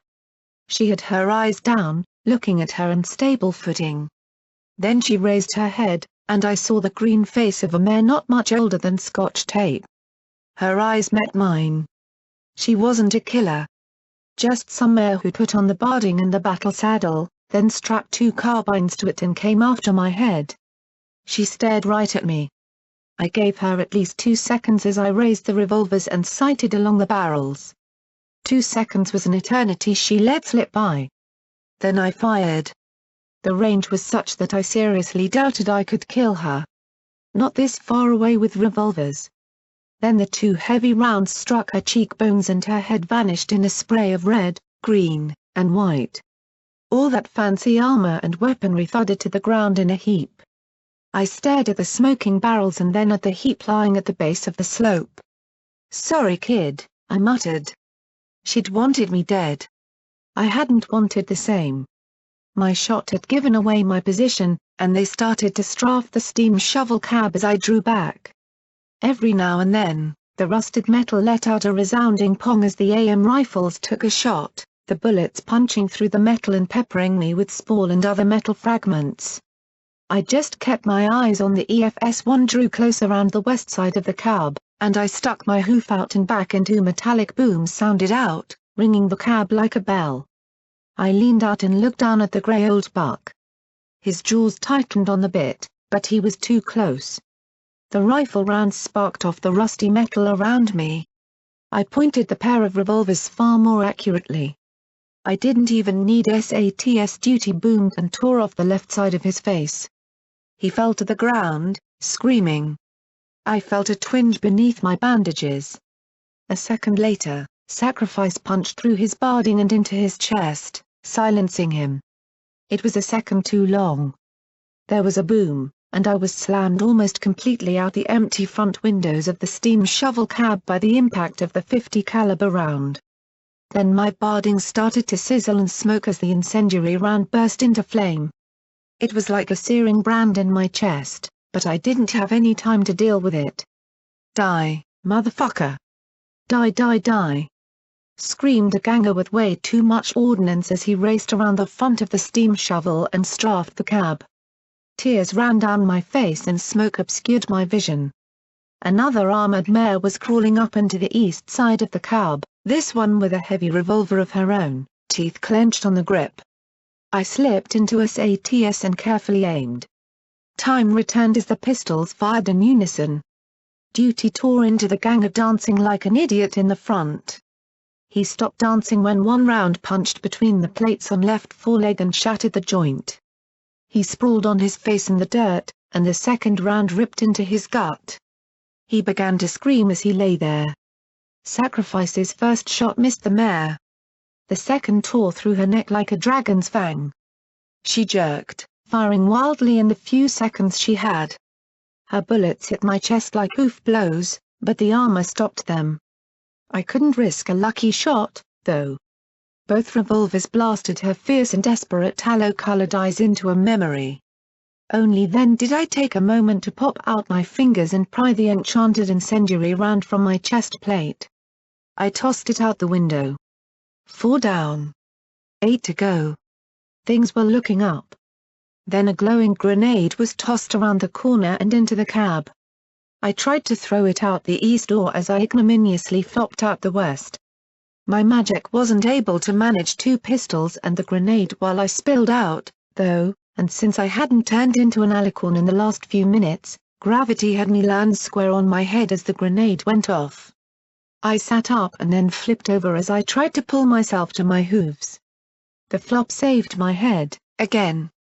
Another sizzling incendiary round fizzled against the side of the cab as I struggled to my hooves. I saw 2 crumpled mares where Rampage had been hard at work, but as I swayed on my hooves, another pony came racing around the corner, carbines blasting. Between the mare in front of me, guns chewing into my armor as her horn levitated another grenade off her bandolier, and the AM rifle sniper blasting chunks out of the floor of the gravel pit around me, it wasn't looking pretty. I spotted Rampage far over on the south lip of the pit, smashing a seeker. Saikoshi hovered over to the west, then dive-bombed into the trees. Only one thing to do. I charged into the carbine mare's fire, making the brownish-yellow unicorn's eyes widen in shock as I closed the distance. She dropped the grenade back onto her belt as she backpedaled and tried to keep the fire on me, while her magic drew 2 combat knives. I tried to fire, then cursed as the hammers landed on spent casings. 5 chambers. 5. Not 6. The mare's eyes widened in excitement as her carbines chewed into my armor. Until I flung both revolvers in her face. An earth pony wouldn't have moved. There was no way my horn could actually throw something hard enough to really injure her. But the brown mare flinched instinctively, jerking back and spraying above my bleeding neck. I sprang before she could recover and hugged her neck with my forelegs as the rest of my body swung beneath her. I yanked her down face to face, taking the momentary cover she offered from the sniper. There was a sharp grating as she tried to saw and cut her way through my legs, gripping her neck. She'd need something a lot more substantial than a combat knife for that, though. I stared into her eyes, and I felt an anger building inside me. "Why?" I asked as I stared into her wide eyes. She grinned in anticipation. "Why are trying to kill me?" "I have to. You have to die so Equestria can live." She yelled in my face. "It's for Equestria's future." My future. A better tomorrow. Maybe it was what I'd seen Little Pip do. Maybe it was the fact that I kept trying to help ponies who tried to kill me. It was probably the knife that had found a gap in my armor's side and was working its way between the ceramic plates. I was sick of being a good pony. "You don't get a tomorrow," I shouted as I kicked out with all 4 legs, sending her flying as my horn glowed. She landed in a roll, clearly used to fighting, and tumbled even further away before rising to her hooves. She pulled the apple grenade from her combat armor with her magic. I lifted the glowing pin I'd pulled when I'd kicked her away. The grenade went off next to her face, and she went down in a heap. I stared at her, moving slowly as I looked at the bloody mound. I glanced around, but couldn't see any more red bars. I lifted the twin revolvers, shook out the spent casings, and reloaded them. I really hoped Saikoshi had taken out all the snipers and that one wasn't lining up a headshot on me as I walked towards the mare. The left side of her face was ground meat, and she gasped for breath as she looked up at me. "She tried to kill you, Blackjack," Dealer rasped at my left. His head was bowed, hiding his face as he shuffled his cards.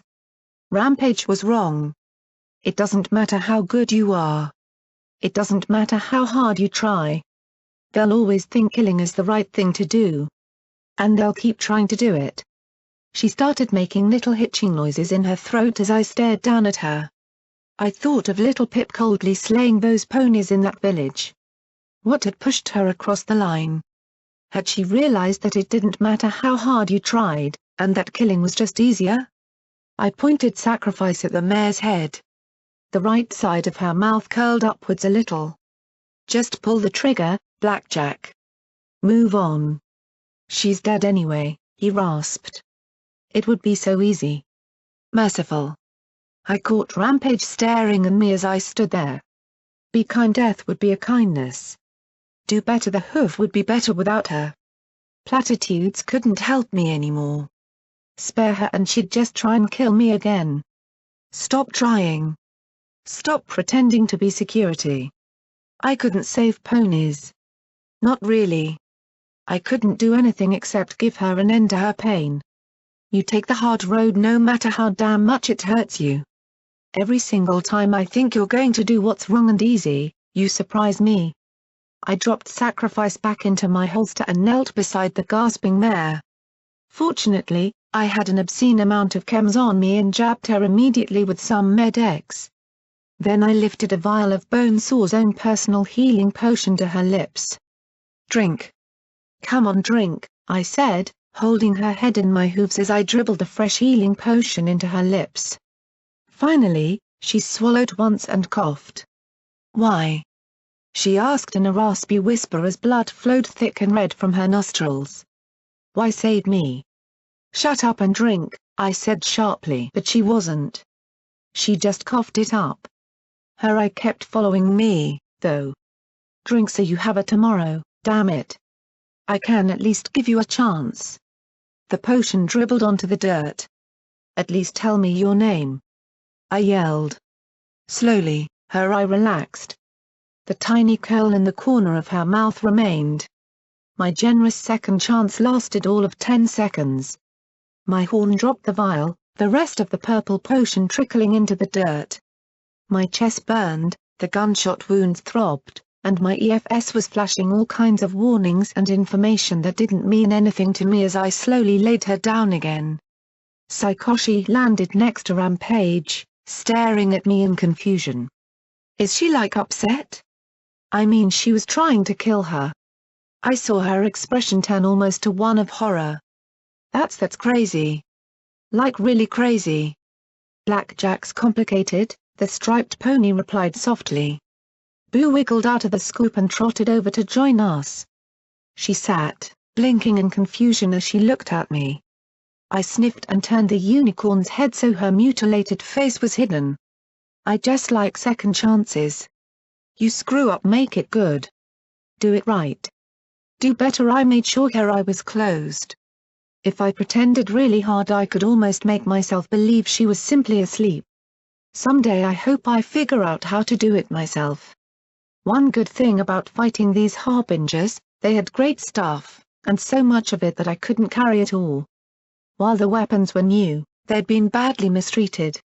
I found one carbine that looked like Somepony had used it to mix up soup. I repaired my armor as well as I could. Even I could swap out damaged plates. When I was finished, I had one anti-machine rifle slung across my back, a couple apple grenades, and a second suit of combat armor. The food I kept. Maybe Glory could test it for mind control drugs. The rest was stashed in the cab of the steam shovel. Then, much to the complete bafflement of Saikoshi, I gathered up the bodies of the ponies I'd killed and put them into the hole the rad scorpions had used as a nest. The brown mare I tried to save was put in last. She had a slice of bread for a cutie mark. What had her name been? Had she been a ganger? A reaper? Had she lived in a village I'd failed to save? Had she come from some distant place, lured by the promise of a better tomorrow? Family? Friends? Children? She'd known how to fight. She'd been better with her battle saddle than I was with mine. She'd tried to kill me. I'd killed her. That wasn't my fault, but damn how I wish there'd been some better way. After laying her on top, I backed away and floated 2 grenades over the rock face. When they were wedged in place, I flicked away the tabs and ran. The 2 exploded, and a moment later a chunk of the face tumbled into the hole. I looked on as the dust swirled and stilled. There was no sign at all that anything lay beneath the rubble. The 4 watched me, Boo in confusion, Rampage in concern, and Saikoshi in wariness. And the dealer? His pale eyes held nothing but pity. "Come on. Let's go. P-21's waiting," I said as I turned and headed for the slope to the south. The grey and yellow rocks lay behind me, now still as the bodies they interred. 1,000 years from now, maybe they'd be unearthed. Hopefully in a better tomorrow. Loaded down with a mother of all rifles, seriously, any bigger than the IF-100 Thunderhoof and we'd be getting into Deus autocannon territory. We trotted our way back towards the medical center as rapidly as we could. The ponies at the entrance gave us a pass through at once. I spotted Splendid and Archie talking off to the side, and they waved me over. I paused to pass Rampage the medics and fixer. "Take this up to Glory, please? Or, do I have to?" I was thinking of seeing if I could make myself so numb that my legs would turn to jelly. There's a pretty fun sensation. I gave her a firm look. I just wasn't in the mood for jokes. She sighed and rolled her eyes. "Serious blackjack is no fun." "All right, I'll get it to her." she snorted as she trotted for the stairs. You'd think there was a well-armed cult of fanatics out to kill you, or something. Saikoshi went with her. Boo, as usual, stayed close by my side. Archie looked at me and flushed at once, but Splendid just looked well splendid. The blue-maned unicorn brushed his coiffure back and gave me a look that weeks ago would have turned my insides all buttery. Instead, his look made my insides twinge reflexively, and I gave a polite yet firm smile back. His own smile slipped a little, then shifted to a more friendly and less trying to get me in bed look. A smooth operator. Blackjack, is everything all right with you and your friends? He asked calmly as Archie started opening his mouth to speak. The nerdy buck looked sullenly at the handsome stallion. The eggheads were restocking their supplies and setting up new beam turrets, and I was glad to see that they were going to try and use this place for healing rather than strip it bare. Of course, if they'd restocked it sooner, it might have saved me a trip to Mega Mart. From the many strange and sickly ponies hanging around it was clear that there was need. And anything that took recruitment from the Harbingers was good news to me. Everything is fine for the moment. How are things with your father? I replied. Boo yawned, curling up on the floor and taking a little nap. Splendid sighed and rubbed his nose. My father had some choice words about the idea of placing him within a stasis pod. Didn't he say no self-respecting king rules from a fridge or something to that effect? Archibald asked as he adjusted his glasses. Splendid allowed just a little bit of his irritation to show. Yes, those were the words he chose, Archibald. I believe he also included the words you feather-brained nincompoop, Archibald said. Splendid's eye twitched a little. Why yes, Archibald. I think he did say that. How silly of me to omit it. Whatever was I thinking? I think you were trying to improve your reproductive odds with blackjack, Archibald said. I'm fairly sure that you were going to offer blatant and obvious praise of her appearance, ability, or intellect next. I couldn't help but smile in amusement as one of Splendid's perfectly groomed hairs popped free. Perhaps you'll suggest some sort of classically romantic venue back in Elysium. Thank you, Archibald. Splendid said sharply as he whirled on the buck, his lips pulled in a tight grimace. Finally, he sighed and brushed his mane back in place. Anyway, Father refuses to let us put him in a stasis pod, so it will be interesting if he lasts till the anniversary ball. If he'd just pick a successor, the prince murmured with a frown. There's a 92% chance he would be assassinated by his successor within 24 hours of the announcement, Archibald replied as he pulled a frame with beads on it out of weight. Where had that come from? He rapidly slid the beads back and forth on the frame. So I estimate only a 3% chance that he would make any such announcement in the near future. In other words, King Awesome wasn't King Stupid. Well, I'm glad to see that you ponies are trying to make something out of this place, I said as I looked towards the emergency room and the ponies receiving treatment. Splendid sighed. Yes, well I'd hoped to use the technology here to help the society having an outpost here in the north is useful. And, of course, there's offering help to ponies who need it. Archibald nodded. And this facility will someday be vital if the collegiate is ever able to produce steel pony implants in sufficient quantity. If we can, then both the collegiate and the society will profit from sales. The surgical robot is likewise quite priceless. He put the strange little beaded frame back. Wait, where had he put it? Was this some kind of freaky egghead magic or something? I sighed and gave a little smile at the pair. Well, we're done here. I'll make sure Everipany cleans up before we go. And by the way, thanks for taking care of the bodies. Splendid flushed a little as he said, well, it was the right thing to do. Archibald frowned up at the handsome stallion. I thought you said that it was because they were starting to stink?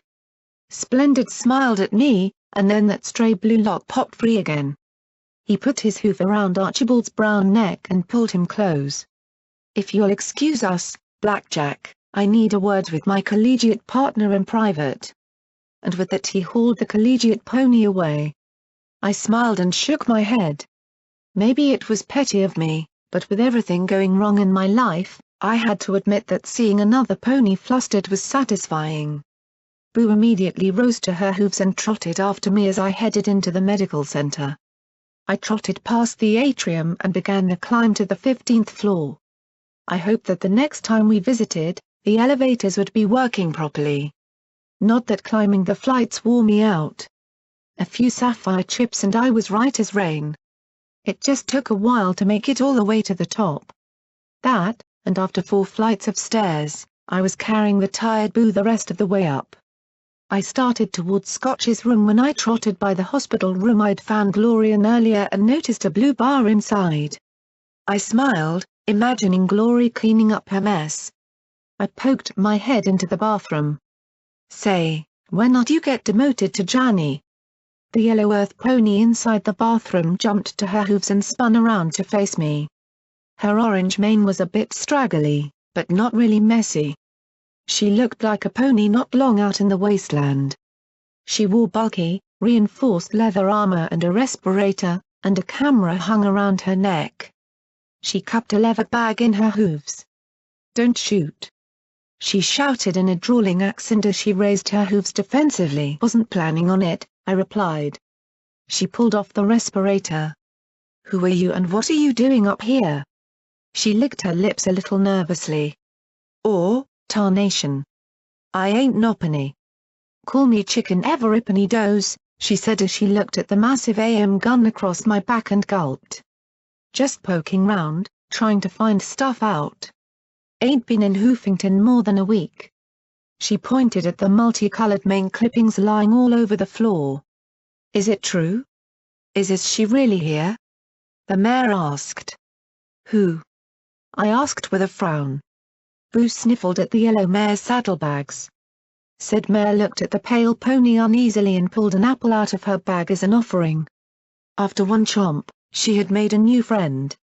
Boo licked her lips and gave the mare a friendly head, but that put Chicken a little at ease. "Ya know? Huh? Rainbow Dash?" she asked with a nervous little smile. "Heard folks down below say she was up here in one of them their stasis pods. Was hoping t'll get me a picture," she said as she lifted a camera from a strap around her neck. "Oh, yeah." I really did not want to introduce any pony to Glory in her current state. We found her in a hidden pod in the back, but she took off for the clouds. Whoosh. She sure can fly. I grinned at the nonplussed mare. "Wow. That's unbelievable," she said as she swept up some of the clippings with her hoof. "Just a memento, otherwise they'll never believe me back in Appaloosa," she said with a grin. "Did she say where she was going?" I thought fast. Usually I like to have a little more time when constructing my fips. Yeah. Flying back to the Enclave to buck their butts into gear." "You betcha." She blinked at me in surprise and confusion. "Anyway, sorry you missed her." She gaped at me for a second before she shook her head hard. "Me too. I mean Rainbow Dash. That's just amazing. Can't believe I missed her," she sighed. "I got to say though, when I came all the way out here, I didn't know how dangerous this place was. I mean, Appaloosa's no 10-pony, but sheesh. Wars. Gangs. Crazy cult ponies. So Mepony down there mentioned there was some kind of flesh-eating plague too." "Yeah. It contaminates food. If you eat it you can get sick. Soon you'll be eating any pony in hoof reach. Be careful if you come across mystery meat or strange food. I'd buy from the society if you can afford it." The mayor frowned. "Not them, their volunteer corps. They seemed like friendly sorts back in flank, with good, cheap food. You don't believe them their tales that they're behind that plague? I hear any pony with feathers can't catch it." "Not if Operative Lick Foods has anything to say about it," I muttered, and she widened her eyes even more in baffled shock. I sighed and covered my face with a hoof. "Look, there's all kinds of stuff going on here. Just your safest bet is to get back to Appaloosa as soon as you can. Hoofington's really dangerous right now." She gave a nervous little grin. "Y'all don't say. Seems like every place down here's a right angle, oh peril. She rose to her hooves. Well, thank ye kindly for sating my curiosity, miss. Blackjack, I replied. She blinked, then smiled. Oh right. The Security Mare. Well, I'll be on my way. Take care o' yourself, she said as she hurried past and left the room, turning to trot straight for the stairs down.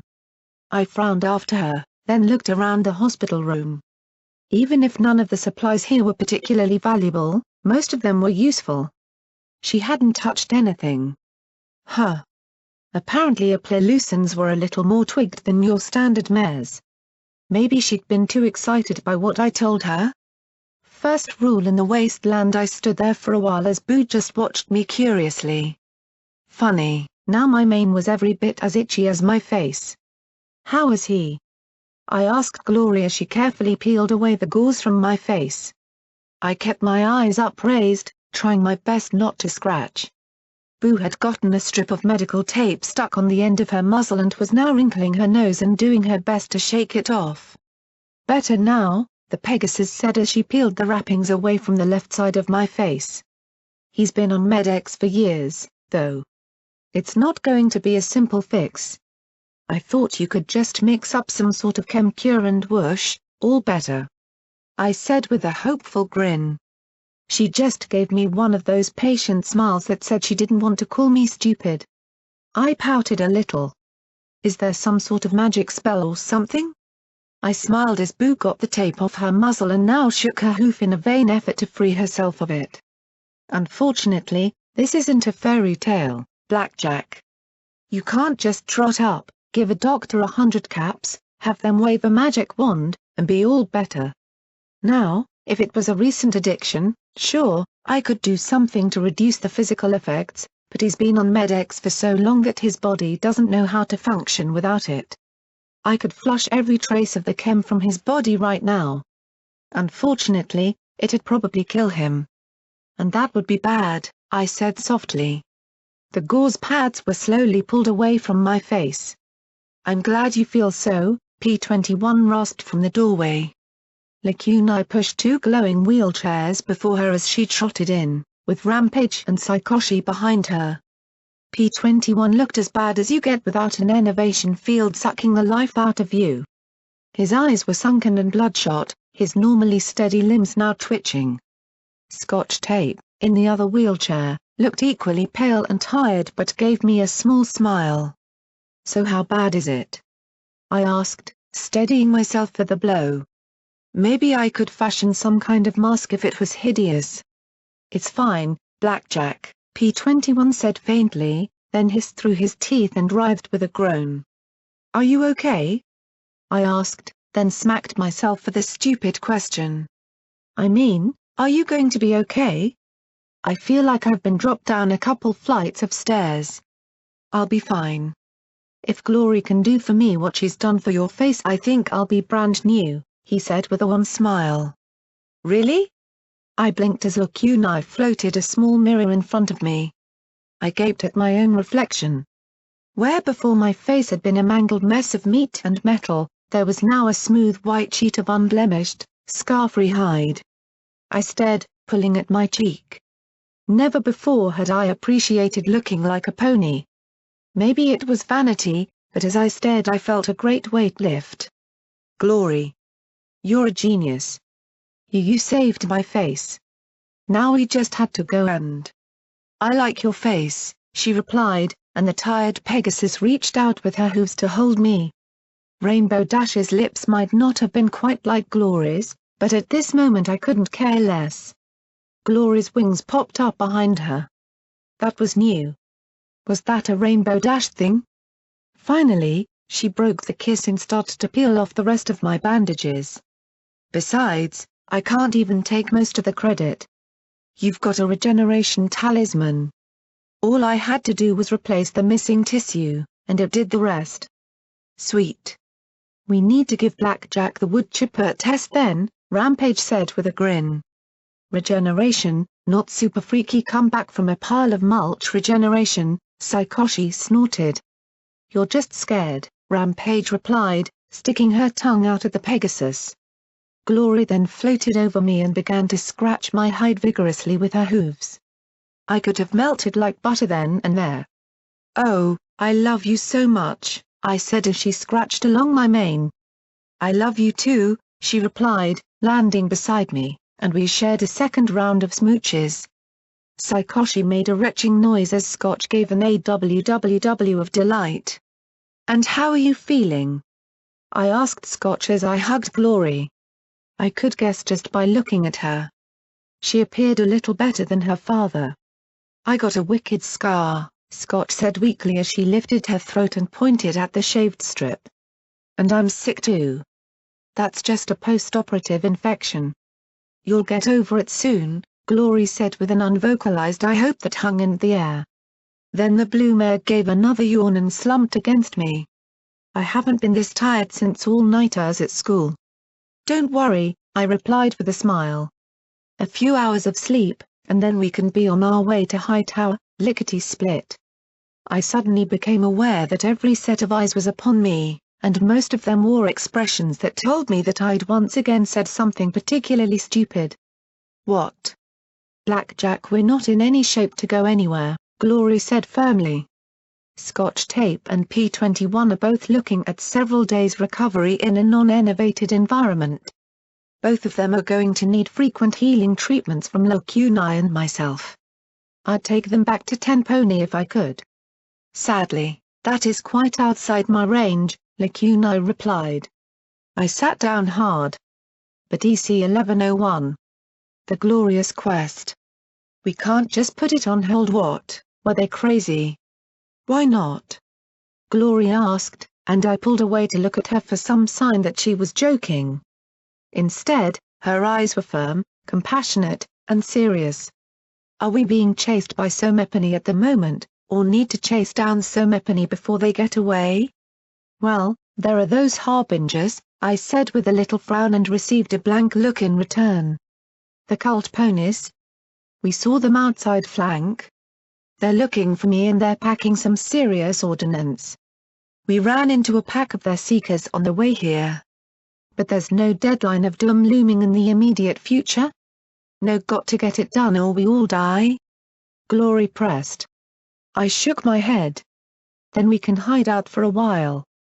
Go back to Star House where Scotch Tape and P21 can recover in comfort. Blackjack, we need a rest. If you keep pushing like this, Somepony is going to die. It'll just be a couple of days, a week at the most. Why not just stay here?" Rampage asked in confusion. But Scotch Tape shook her head and then coughed. "I'd like to go back to chapel. I want to make sure Precious is all right." P21 looked into my eyes as he said, "It's only a week, Blackjack." "Only a week? A whole week?" I said as I jumped for my hooves. "Are you serious? I can't just take a week off." I started pacing back and forth. "Do Little Pip and her friends take a week time out? Does the stable dweller? No. I know where I have to go next, and we can't just." "Blackjack," P21 said softly, making me freeze. I slowly looked at him and his tired, pained smile. "I can't keep up with you anymore. I'm sorry. I wish I could, but I can't." He turned and stretched out a trembling hoof, resting it on the arm of Scotch's wheelchair. The green filly reached out and hugged his leg between her hooves. "I want to spend some time with my daughter. I need a few days where I'm not being shot at." I felt sick as I looked at him. "Come on, P21, you know we can do it. We took on Hippocratic research and got out alive. We can't just stop." But he shook his head slowly. "I'm sorry, Blackjack, but no." He smiled, and there was no anger or animosity in his eyes. There was a strange kind of calm I hadn't seen in them before. Like he was finally starting to emerge from whatever shadow had consumed him. I couldn't make him follow me now. Not after he'd finally started to deal with his problems. I saw how ragged Everipany looked. Even Saikoshi drooped from her recent experiences. Only Rampage smiled at me and shrugged, ready to fight on. Glory smiled as she moved in front of me and gave a worn smile. Even I could do with a few days' recuperation, the Blue Pegasus said softly as she walked up to hug me. And I think you could too. I looked blankly at her. I wasn't used to hearing Glory say something so ridiculous. Me? Me? I'm Blackjack the Cyber Pony. I'm not sleepy. Heck, I feel jazzed up and ready to go. Glory looked up at me and brushed my mane back between my ears. Blackjack, when was the last time you slept? I stared at her. Had she really just asked me that? That was on par with a Blackjack question. I don't need to sleep anymore, Glory. I've got a power core and legs that keep working no matter what, I said as I jerked back and started to trot back and forth. I don't sleep, I eat gems and metal, and you don't want to know what comes of that. I'm not tired and I don't need to sleep. Blackjack, sleep is for more than just the body. It's for the mind as well, she said as she stepped towards me. Your mind, maybe. My brain is just fine with the whole never sleeping again, I said as I pointed to the clock. Look at what I got done, a whole shopping trip while everybody else was sleeping. And now I don't need to sleep. Why, now I've added a whole third of my life of getting stuff done by not sleeping. I grinned widely as I backed away, staring at them all. Why didn't they get it? I couldn't stop for a week while they recovered. I couldn't even stop for a few hours sleep. Glory just looked at me for a long, sad, tired moment. Will everybody please excuse us? We need to talk alone. Shit. Just when things were getting good, Saikoshi said as she put her forehooves on her hips. I was so sure that she was going to snap just then. Blackjack doesn't do her crazy by halves, Rampage said as she bit Saikoshi's tail and dragged the protesting mare out after her. P21 just gave me a long, sad smile as Scotch rested her head on his foreleg and closed her eyes. Rather than disturb them, Lakunai levitated both chairs and floated them out in front of her. Then she lifted the baffled-looking Boo and carried her out as well. The sudden silence was overwhelming. Suddenly I wanted to run. I needed to get out of here. I needed to get to High Tower. I couldn't stop. Stopping would kill me. Glory slowly walked forward and I backed up till my rump hit the pod behind me. I sat down and leaned back, trying to will myself to move away. Blackjack. What, Glory? What? Why are you talking to me like this? I stammered, glancing at her eyes and looking away. I wanted the dealer to distract me. I told you, I don't need to rest, sleep, or stop. I was damaged and now I'm fixed and regenerated and ready to go. I don't see why I need to waste a week of time. Blackjack, she began softly and put out her hooves. When was the last time you slept? I told you, I don't need to sleep. I am Miss Blackjack the Cyber Pony, and I don't need to sleep. Sleep won't do me any good anyway. I'll just have some everybody else's freaky dreams. Or nightmares. There's no point in stopping to sleep. I rambled on, looking away and blinking. Funny, I couldn't stop blinking. Blackjack, when was the last time you slept? Was it back in chapel? Glory asked. Look, I was unconscious for a while in Hippocratic research. Had some wonky dreams. I figured that was enough sleep for a few days, I said as quickly as I could. Why couldn't she just accept that I didn't need to sleep? Did you sleep at all in Ten Pony? She asked, calmly and reasonably. No, we had sex in Ten Pony. Remember? Great fun. Let's do it again. But I didn't want sex. I didn't want to rest. I didn't want to stop. Look, you know me. If I wait around I'll get all mopey and you'll be annoyed and everything. Just let it drop. Okay? Please? Let it drop? I begged as I closed my eyes. I felt like a stupid fool. If I couldn't see her then I didn't have to listen either. Her legs wrapped around me. I wished I could shake. I wished I could gasp and my heart could thunder. Instead I felt still and calm in every part of me except my mind. that was racing faster and faster with every second. "Why can't you sleep?" she asked. "Because I'll die. I'll die again." I screamed at her and shoved her away. I hadn't meant to do that. She slid across the polished floor almost to the far wall. I stared at her as she pulled herself to her hooves. I shrank back. "Oh, goddesses, I didn't mean I buried my head in my hooves. Glory." I whimpered. Then I felt her hoof on my mane. I sniffed. "I can't sleep, Glory." Sleeping I drifted off on the boat there, and I just know that if I stop and sleep that everything is going to stop again. I'll die. I'll die as sure as if you put a bullet through my head. I'll go to a bad place. I don't want that. I don't want to die again, I said as I quivered. I can't do that. I can't. Security Terror of Hoofington, bearer of the coveted EC 1101 complete basket case. Saikoshi was right. This had to be some kind of crazy. Some level of madness that I no longer knew how to deal with. Blackjack, Glory murmured softly as she stroked me. "You have to sleep." "It wouldn't make any difference," I said quietly. "I don't have my own dreams anymore. I don't, Glory. I'm falling apart. The only thing keeping me together is that I keep moving. If I stop something bad. I know, Blackjack. But you can't keep going forever," she said as she stroked my mane again and again.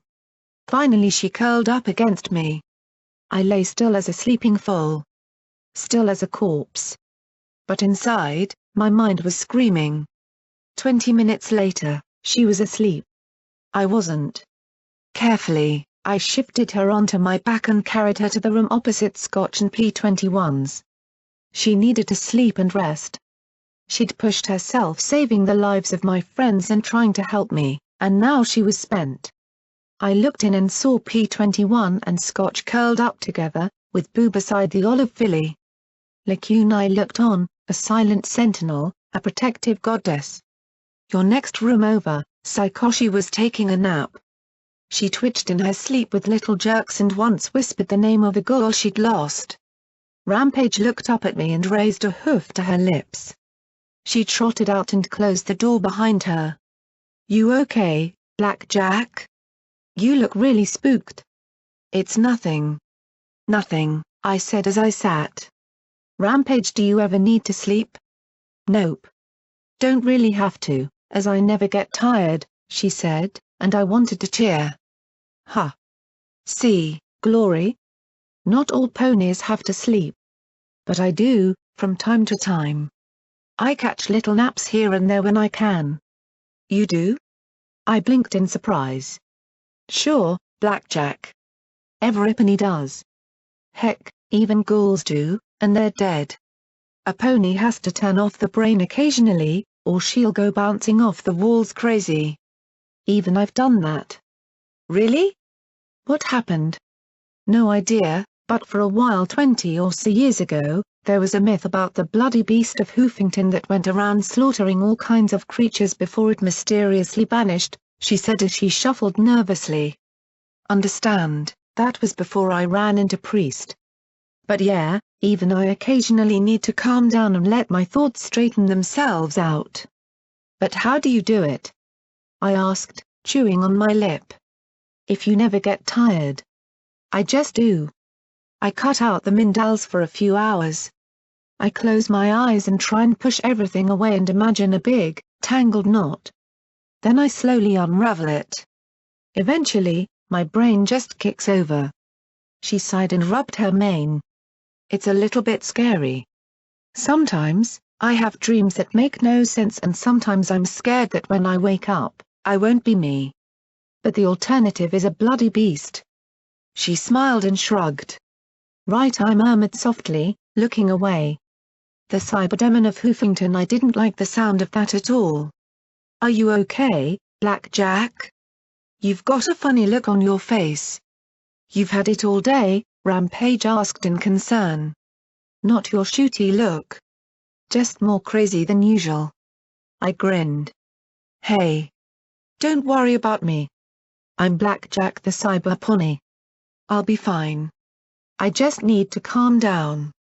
She returned my smile a little uneasily, patted my shoulder, then slipped back into the room. My brain, though, wasn't calm. My thoughts smashed from one side to the other. She was right. I needed to sleep. No, I couldn't sleep. Sleep was bad, but no sleep make Blackjack go crazy. But Blackjack was crazy already. So then no sleep make Blackjack go crazier. But sleep kill Blackjack. But sleep wouldn't kill me. Then sleep would bring the bad dreams. But sleep was important. Glory said so. But sleep would bring dreams that weren't my own. Besides, I wasn't tired. My thoughts mashed and crushed against each other. A flesh and blood pony would get exhausted. She'd have to sleep. But my body just kept on going. I started pacing in the hall. I had to go. I had to. I couldn't sleep. Somewhere in my mind was a certainty that, if I did, I would die. I'd just float away from my body and leave a blackjack-shaped cyber thing behind. I already saw the dealer. What would happen if Psychoshi was right about how crazy I was? What if I did completely lose it? I saw what had happened to little Pip. What kind of damage could I do? Cyberdemon of Hoofington. Didn't matter. Wasn't sleepy. Had to go. Had to go now. I was halfway down the hall before the thought slammed through, couldn't go. Couldn't do that to Glory. Not again. I trotted back between the rooms. Couldn't stay. Couldn't go. Couldn't sleep. There was only one thing to do. Check and see if the bar was open. Blackjack? What are you doing? Lacuna asked softly as she trotted into the storeroom where we'd found nursery tart. I had arranged the 5 figurines in front of me, set out little paper cups in front of them, and then poured them each a drink. Since they couldn't drink, I was drinking for them. Their normally bright and happy faces looked oddly sad for some reason. I'm having a tea party, I replied to the immense purple alicorn. Only I didn't have any tea, so we're having booze instead. I guess that makes it a shots party. I waved the bottle at her. Blackjack. That is rubbing alcohol, she said aloud in shock. Yeah.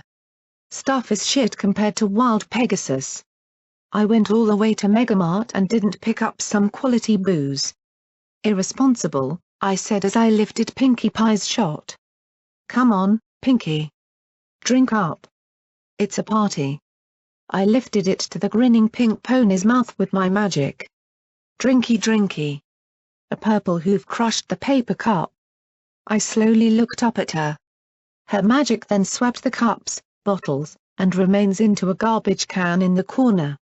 I stared up at her and sniffed. I looked at the 5 figurines around me and then back at the purple alicorn. What the fuck is wrong with me? I stammered like an idiot as I looked up to her, like Mom catching me sleeping on my shift or something. My throat closed up. She sat beside me and pulled me into her hooves and held me. I clenched my eyes closed, imagining it was Mom holding me in her hooves. Please help me. I'm sorry, Blackjack. I can't. Cast a spell. Please, I begged, like a filly pleading to their parent to make it all better. Unconsciousness isn't sleep, Blackjack, Lacuna said quietly in my ear as she rocked me. And I'm sorry the goddess isn't interested in helping you anymore. I heard her sigh quietly. I wish I could. I wish I could cast a spell to take away your fears and calm your thoughts enough that you can sleep. But I can't. I'm sorry. I'm so sorry I can't help you. I'm so tired of not being able to help the ponies who need it. What kind of goddess can't comfort a troubled friend? Can you take it from me? Please? I didn't even know what it was. My fear? My craziness? The anxiety twisting around in my brain like a frantic radroach trying to chew its way out? The parts of Blackjack I didn't like anymore? Really, could I blame the goddess for what she did to Lacuna? I'm sorry, Blackjack, Lekunai whispered again as I was held and rocked. I tried to imagine a knotted rope. It didn't untie. Instead, it became a noose in a cage. I visualized an IF-88 iron pony and tried to disassemble it. Instead, I imagined a mare in black gunning down a hospital. I tried to clear my brain of everything in it, but it was like trying to stop sand with my hooves. I'd just treated all of Twilight's friends like toys.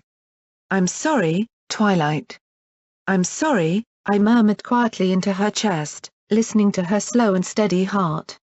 It was midday when Everipany finally started moving out. Glory had all the chems she needed to treat Scotch and P21.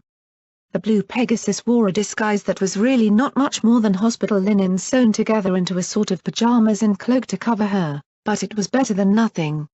Rampage and Saikoshi were talking about what they'd have to do to keep Everipany safe. Well, Rampage was talking about that. Saikoshi was talking about looking forward to smashing more ponies. Scotch and P21 rode Lekunai, who carried them both without too much effort or complaint. The purple alicorn did comment on the anti-machine rifle I'd picked up, though. Her magic lifted the gun effortlessly, and she smiled as she sighted through the scope.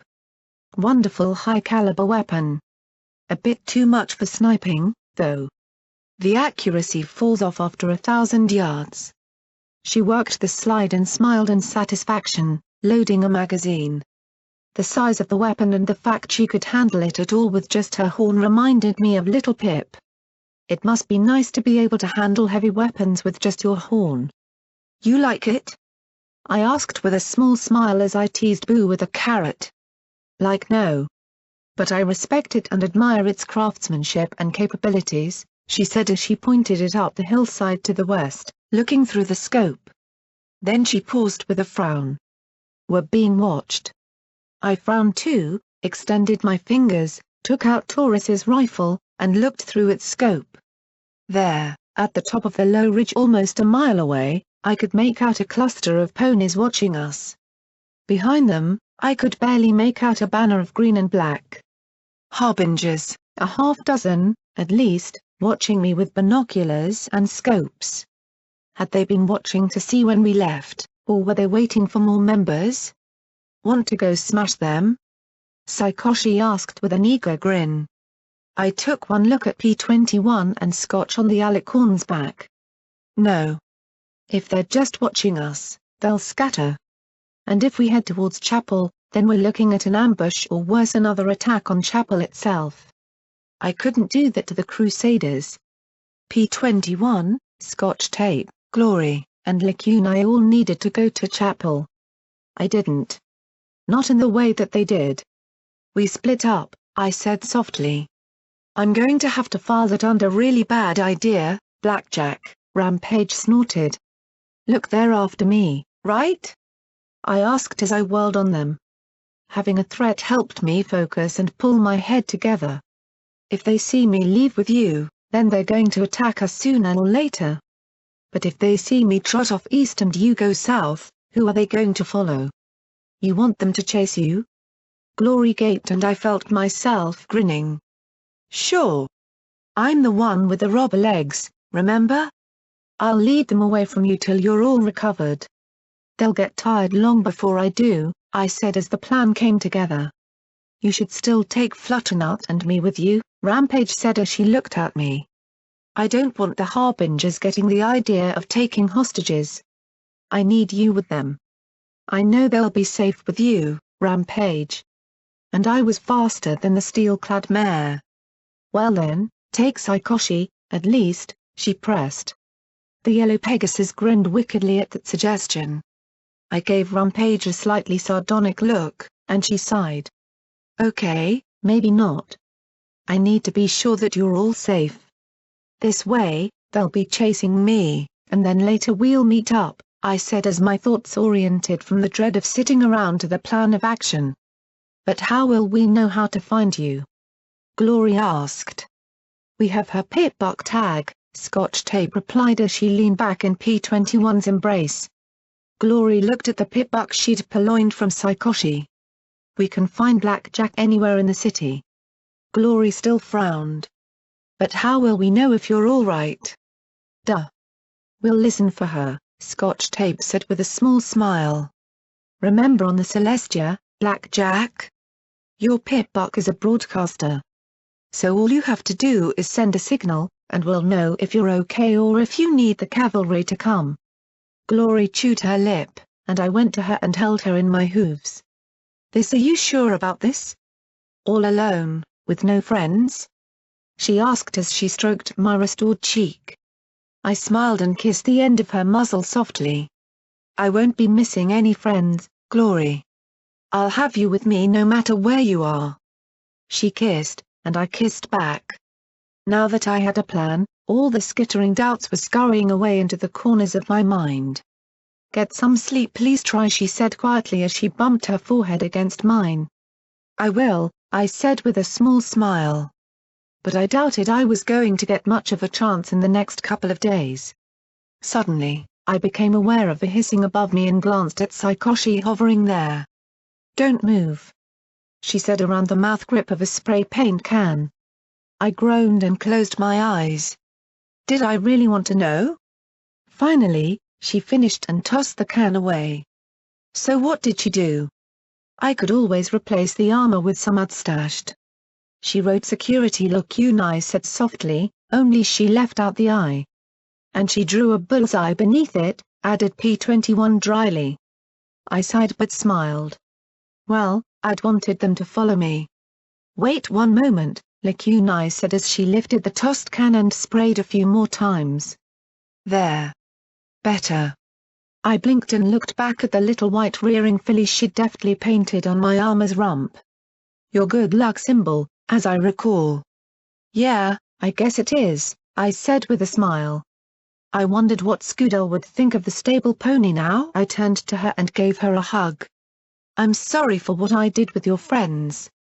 I'm sorry too, she replied, stroking a wingtip along my cheek. For what? I asked.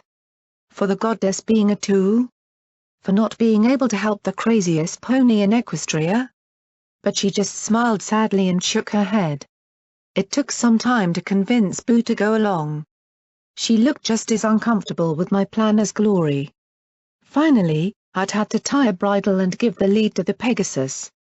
The pale mare looked hurt and confused, no matter how I stroked her milky mane or ears. Please take care of yourself. Please, Blackjack. I don't like the idea of you being alone. I won't be. I'll know you're safe. And we'll be together soon. I promise. The heat and damp pressed down, and the fat, swollen clouds overhead rumbled low and deep as if some great stratospheric beast's stomach growled in anticipation of the impending chase. We shared one final kiss, and then my friends started off to the south. I watched them go with a bit of trepidation. There was no guarantee they'd reach Chapel safely, but right now they were as safe as I could make them. When they were out of sight along the Sunset Highway, I looked back at the hill and saw every set of eyes locked onto me. In spite of everything, I couldn't deny an unmistakable thrill coursing through me. Okay. Catch me if you can, you miserable herd of mules, I said as I opened the panel in my leg, showing the black screen of the Delta within as I waved to them. Instantly, the six set off down the hill towards me. One fired a red flare into the air as they ran. The heavens let loose a flash of lightning, splitting the clouds, and the rain began to pour. I snapped the panel shut and tore down the road east as fast as my legs could carry me, shouting, "Ante-up!" Footnote, maximum level reached. Author's notes, as always, I want to give thanks to KKAT for creating Foe, Snipe, Bronode, and Heinz for their oodles of hard work and yet another weekend sacrifice to make this actually worth reading. I'd also like to thank Everipany who gives me feedback and comments in XD that helps keep the story going. Lastly, Everipany that wants to help support the author can leave bits at the PayPal tip jar. David13ushe@gmail.com. Also, more specifically, at this point PH is longer than the original Foe. It's well on its way towards being a bajillion pages long. Is the story taking too long? Should I just wind it up and have it done with? Once I break 1.1 words, we're getting into Harry Potter territory. Like all of Harry Potter. So I just want to know if things are dragging or not. Anyo, I hope you enjoy the story. Dragging terribleness or not.